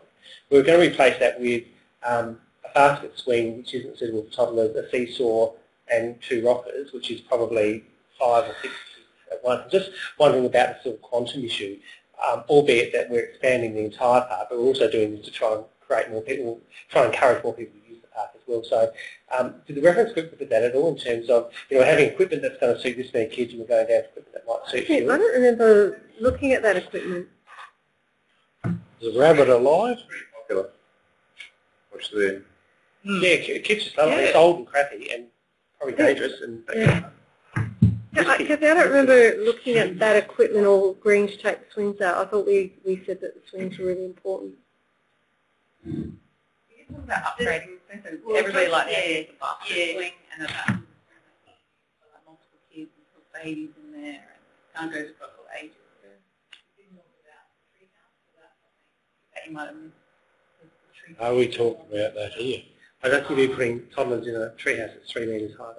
No. This is a mini. Like I'm sorry, I did miss that. Senior I just had this vision of conveyor belts, 3 metres. International happy kids. Yeah, that's true. No, that's just what I was saying about the basket swing. We're trying to, from the reference group, we want to swing, toddler swing, basket swing. It does not fit in the space. And we've got to try and fit between poles of the shade structure as well in terms of pool zone. So what we've shown is the basket swing because we thought that might cater for a wider range of uses and it caters for disabled children. You can put toddlers in there. Put multiple kids in there too. But if you, by all means, if that's not what you want, that's fine. We can look at, more standard sort of. We did look at another option. We talked about having another bigger structure, which had more, play all in one bigger structure. However, what it meant was that the problem with the hurricane, because it's a spinning item, it needs a really big pool zone. So it actually takes up a huge portion of the area.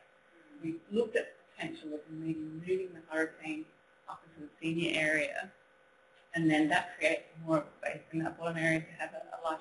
Good idea. Yeah. We were a little bit about, moving something that was part of the new works last year. Okay, so you're open to actually moving the hurricane?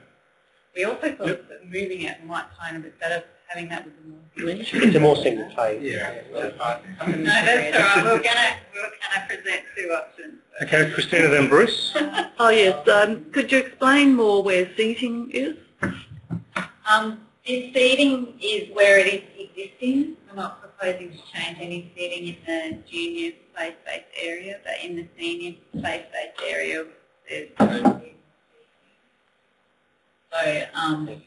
that's the existing picnic tables here. So we're looking at some seating around the lawn area here.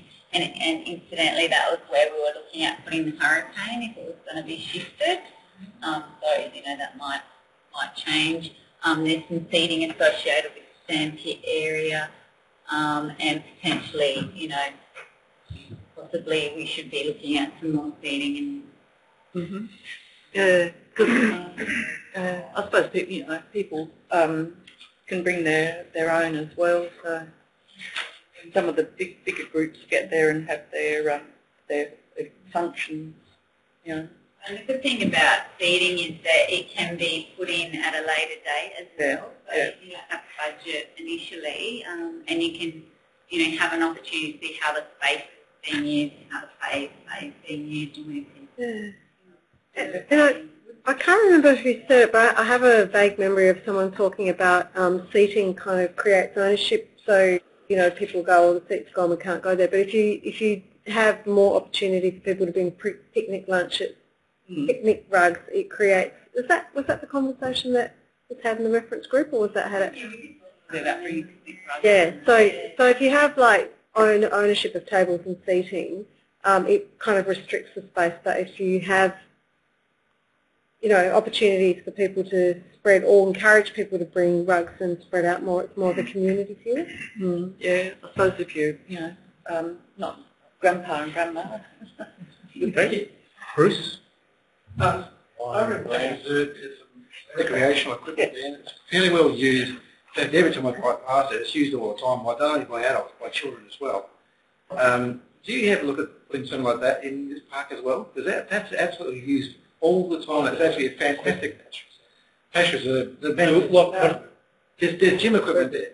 And every time I drive, it's used all the time. I'm amazed how much it's used. That's the seniors gym. There are children using that as well. Yeah. I can't see why we couldn't. Did you actually look at doing something here? Generally, There's only about 3 or 4 pieces in there. It's not overkill either. It's only a couple of pieces. And it's so well used. Seniors. playground equipment has to meet certain playground standards, whereas exercise equipment doesn't. It doesn't actually, it's not supposed to be used by children, and often they have moving and crossing points. So they say safety-wise, you really shouldn't be locating it. So you're saying where the pasture service shouldn't be there? Well, there's one person, not like a regional playground facility like this, where we're trying to encourage Natural play. That's fantastic, that pasture service. something like that in here. You might tap on the other side of the park, All right. try and tie it in with the actual playground. Did you want to Actually, I didn't mean that. I meant somewhere else. Did you actually look at somewhere else in the park? go back to the budget issue now? Yep. Yeah. Shit, one. Better play. So, we understand there's 112. Yeah, just briefly speak to that. So just the this year's budget, council allocated $112,000 towards capital to complete this initiative. And I need to also draw your attention to that last year's budget, council allocated just close to $80,000, of which 42 was state government funding, which will be coming to elected members as part of budget review 4. So there's an option for elected members to move that money and join it with $112,000, bringing it close to What's 112 for? for the capital works for this project.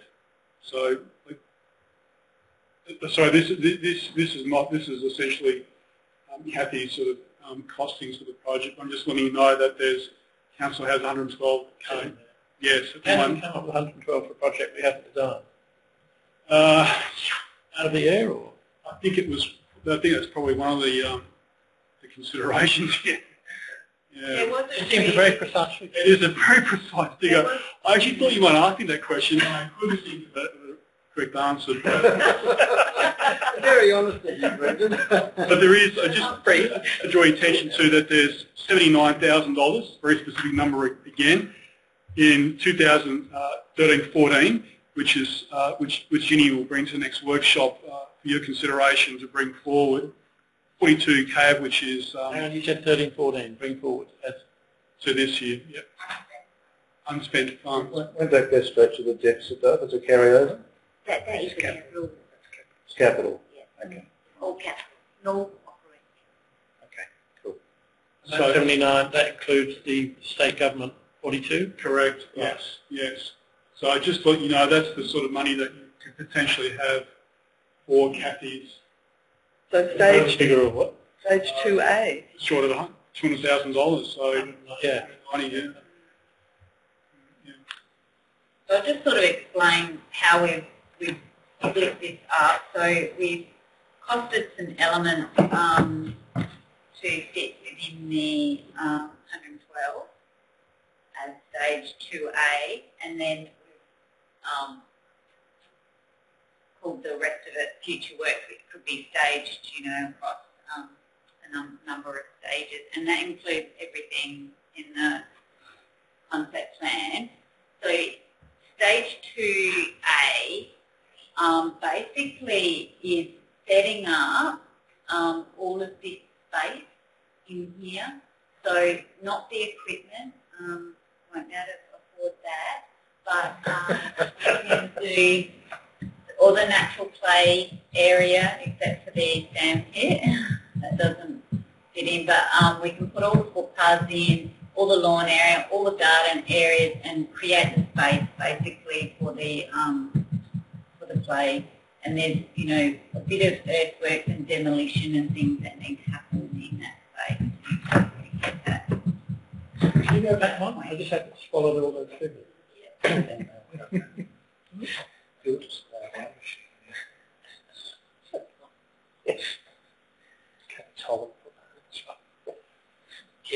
Kevin Costner. We keep the existing equipment under the shade sale and give it a lick and a split. What percentage of the cost of the 237 is that worth as not needing new stuff? Well, we haven't looked at upgrading. Is that what you asked? No, I'm asking what would we save if we kept it? Oh, right.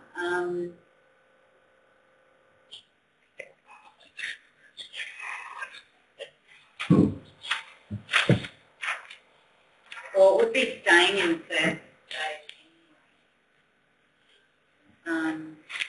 It's just at $430,000, I'm liking it a lot, as in keeping the existing. Oh, paintbrush out and get down there. Okay. I mean, I've got all the costs split here, and I can get you those figures. That'd be good, I think. Now in front of you, but yeah, I've got all the figures. So. Shoot that to everybody, not just David, of course. We'll shoot it to everybody. I'll make sure that happens to all elected members as soon as possible. No good. Unfortunately, the other stuff that only I've got over the last 4 years, which is nothing. Oh, I don't know. I didn't know about the fourth one. Which one? Now, are there any other questions? Because it's nearly 10 o'clock, so we need to start to pull to a Take it head. out. Yeah, I might know. Was that on this button? Nothing. I'll go around the table, perhaps. That's the way to bring it ahead. David, any thoughts? It's a lot more expensive than I'd like. And I think we need to have a discussion about whether we want to spend that amount of money on one playground. Other playgrounds recently, and they're pretty atrocious. And I'm not sure I can kind of go, this gets all the joy and the others have to wait a lot longer. I'm worried about some of the landscaping in the maze, just how resilient that stuff is, and maybe if you could show us where that works in a council setting that is robust, and the ongoing costs of trying to maintain it. I think the planning that's there now, most of it's survived and it's pretty nice. But I'd like Greg to talk to us about the recurrent costs of maintaining a playground of that level of landscaping intensity. And I'd really like to see the design show a fence, so that if we do decide to have one, the design is not compromised by the fence. And it looks to me like it's quite open at the moment, and it's designed to be open. And if a fence went on it, it might actually, like the maze looks quite permeable. If the fence is there, I don't know how that would work. So I'd just like you to think about, if we insisted on a fence, would that change the scheme? We've got an up to fence. Okay, Maintenance. So I've already talked to the city maintenance team, showed them the design just to get their feedback. So some of the comments were, they were a little bit concerned about sand pits initially, and what would that be involved? Yep. So I contacted Adelaide City Council because they have a few sand pits just to see what's involved with that, and they said it is daily raking. So if everyone to go out, that's what their policy is, to rake it out. But they also do that for all of their wood chip parks of playgrounds as well, which is something. The rest have new bricks. Yeah, they do it for sand pits and food. No, not doggy food, cat. Oh, dog food. Daily. Kangaroos? This is Australia. The recurrent costs need to be clearly there's water play, so there's a pump that's involved with that. It's like 6 monthly checks, so that's nothing major. Definitely more voluntary. The design of the maze was to have like hedging. So it's more really discovery gardens. More planting what's in there already, with paths leading through it. So it shouldn't be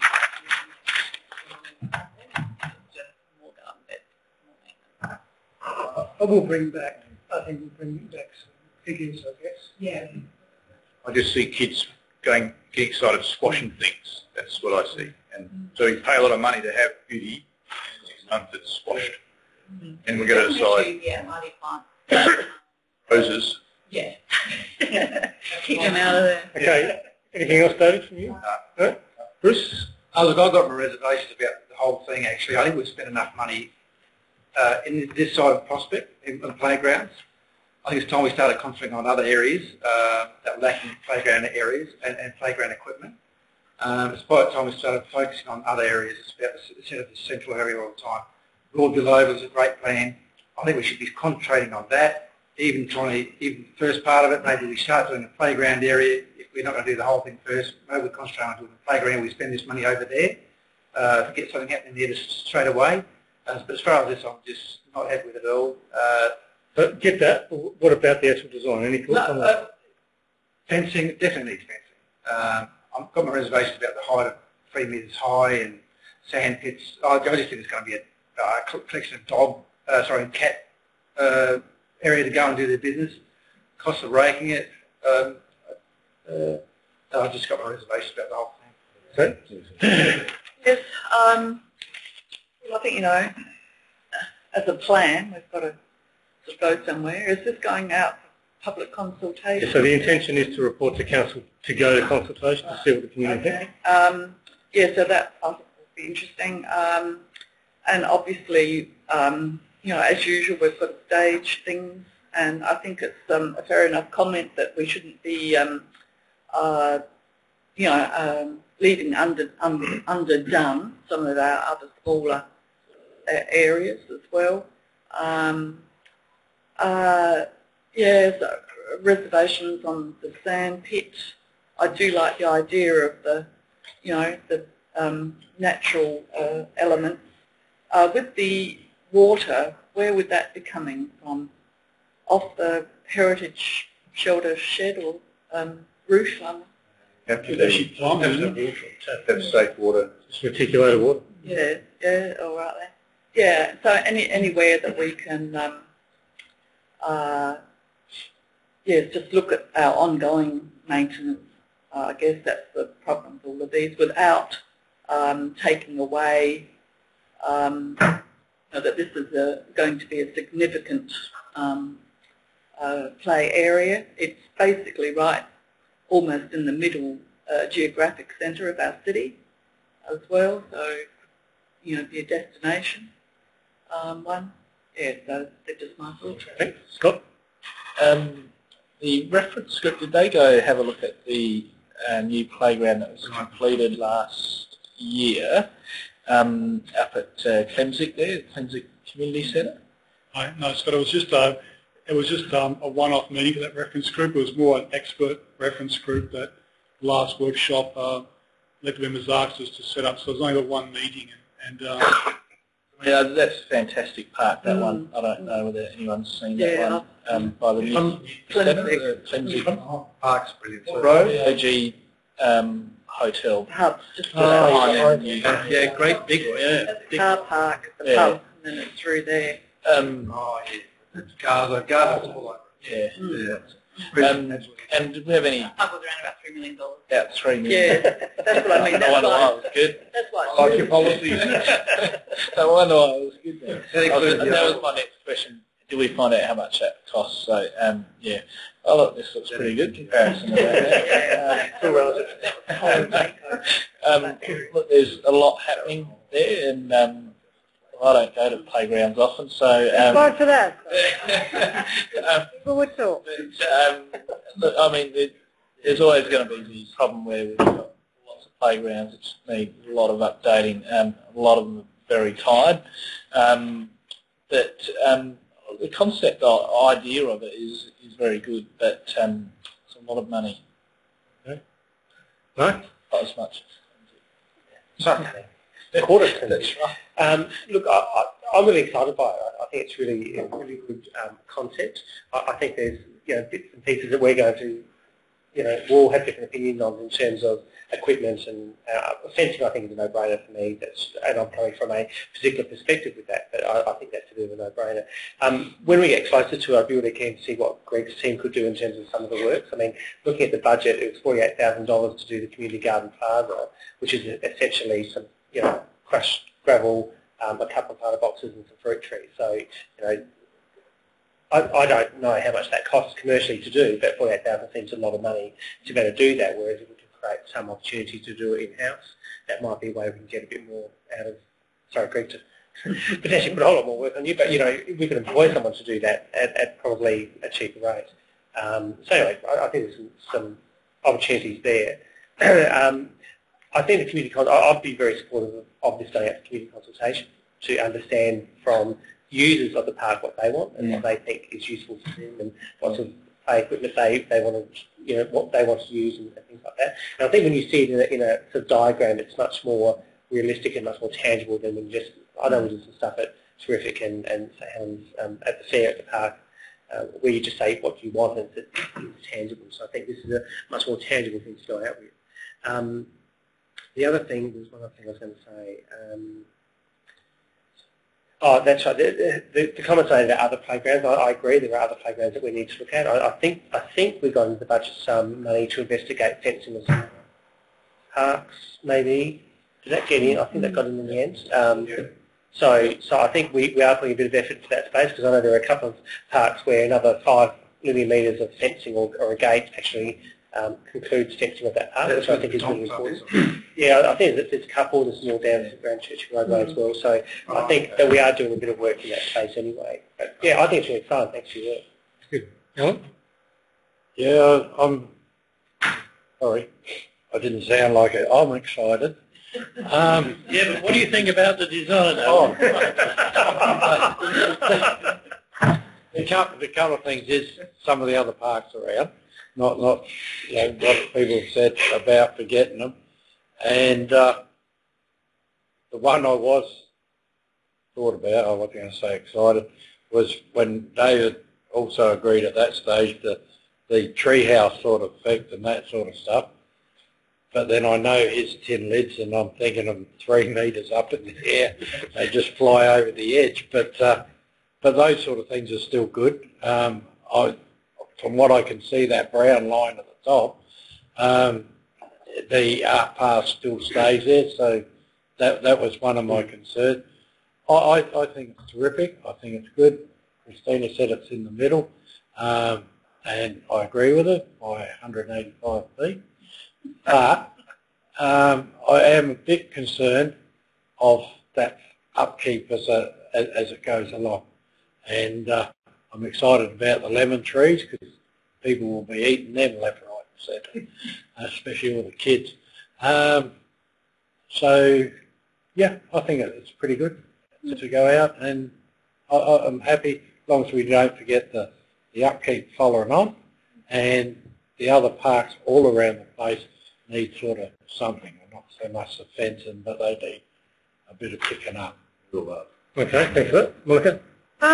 I just remember when this whole conversation started that we agreed Memorial Garden as a regional park and a place of destination for a playground. So that means money, and it means that you've got to really put a big investment in it. Just on the fencing stuff, just want to think about Bonython Park. It's got a hamster wheel, which is really dangerous. It's got a water playground, which can be kind of dangerous. It's got a flying fox, which is super dangerous. It's near the river, which is dangerous. Near a road. So it's full of risk, and there's no fencing around it. And that is the future of playgrounds.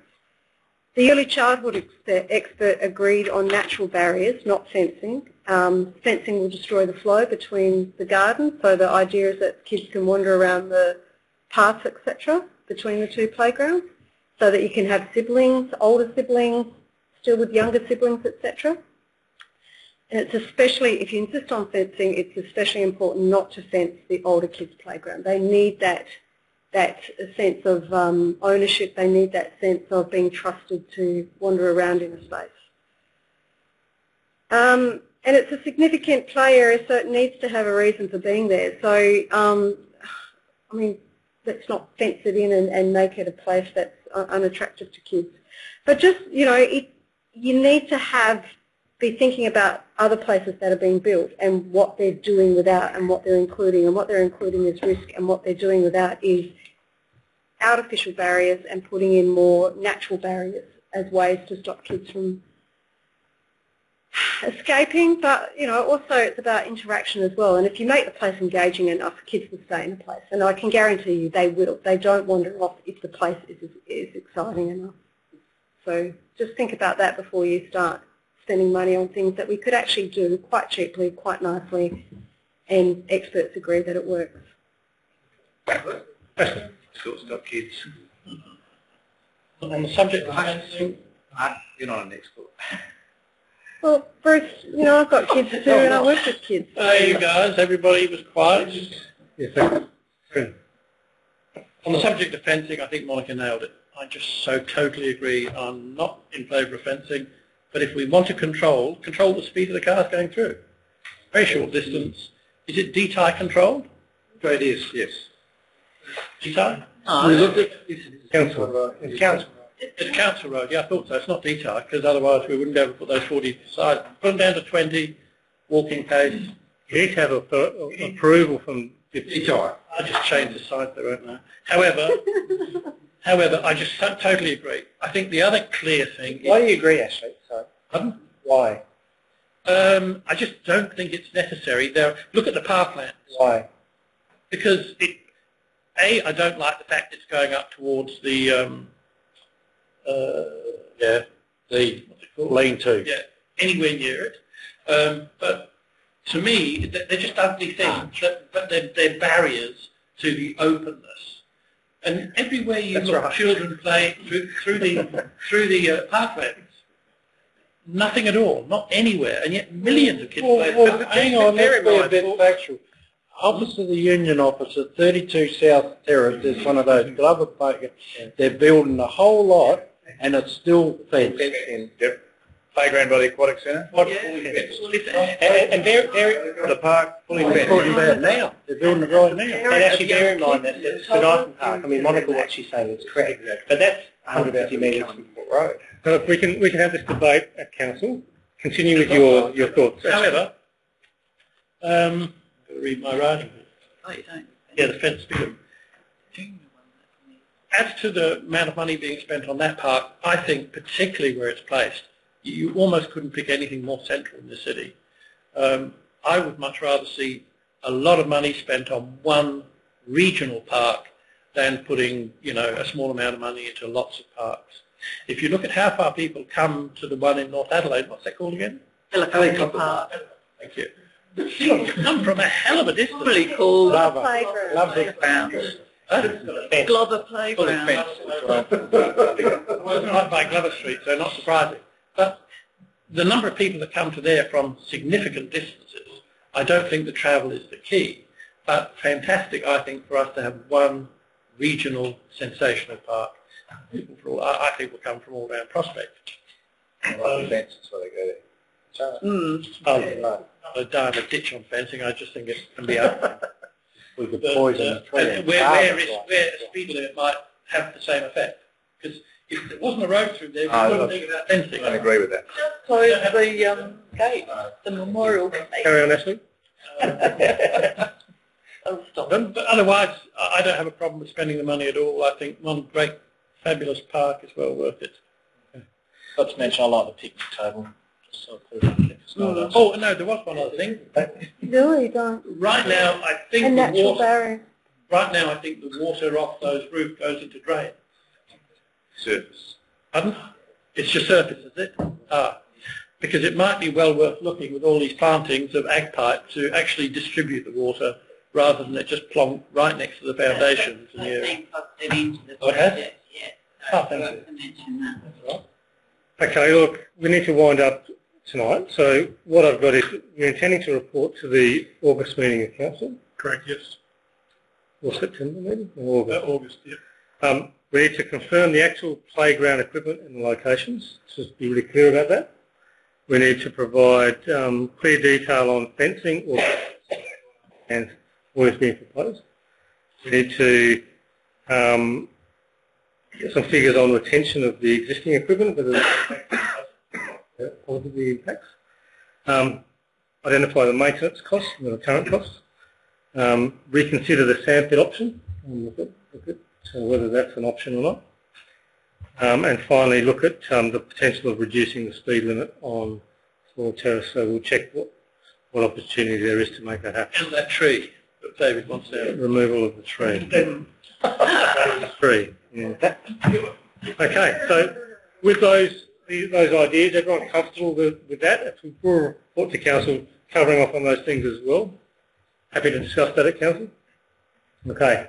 Anything else? All costs, I think that's fantastic. Yep. Thank you for that. All right. So that brings that to a head. So could you join with me in thanking Kathy to come along? Good. That brings us to the end of the workshop, unless there are any items anyone wants to raise in open discussion. Just quickly, if we've had a reply for the local government to come and visit us, because we've had now Mark and then we've had the next one. Yeah, I don't know. I'll chase that up. Mark Parnell. This could be the era of visiting. Yeah. He does want to come out here, so. Thanks a lot.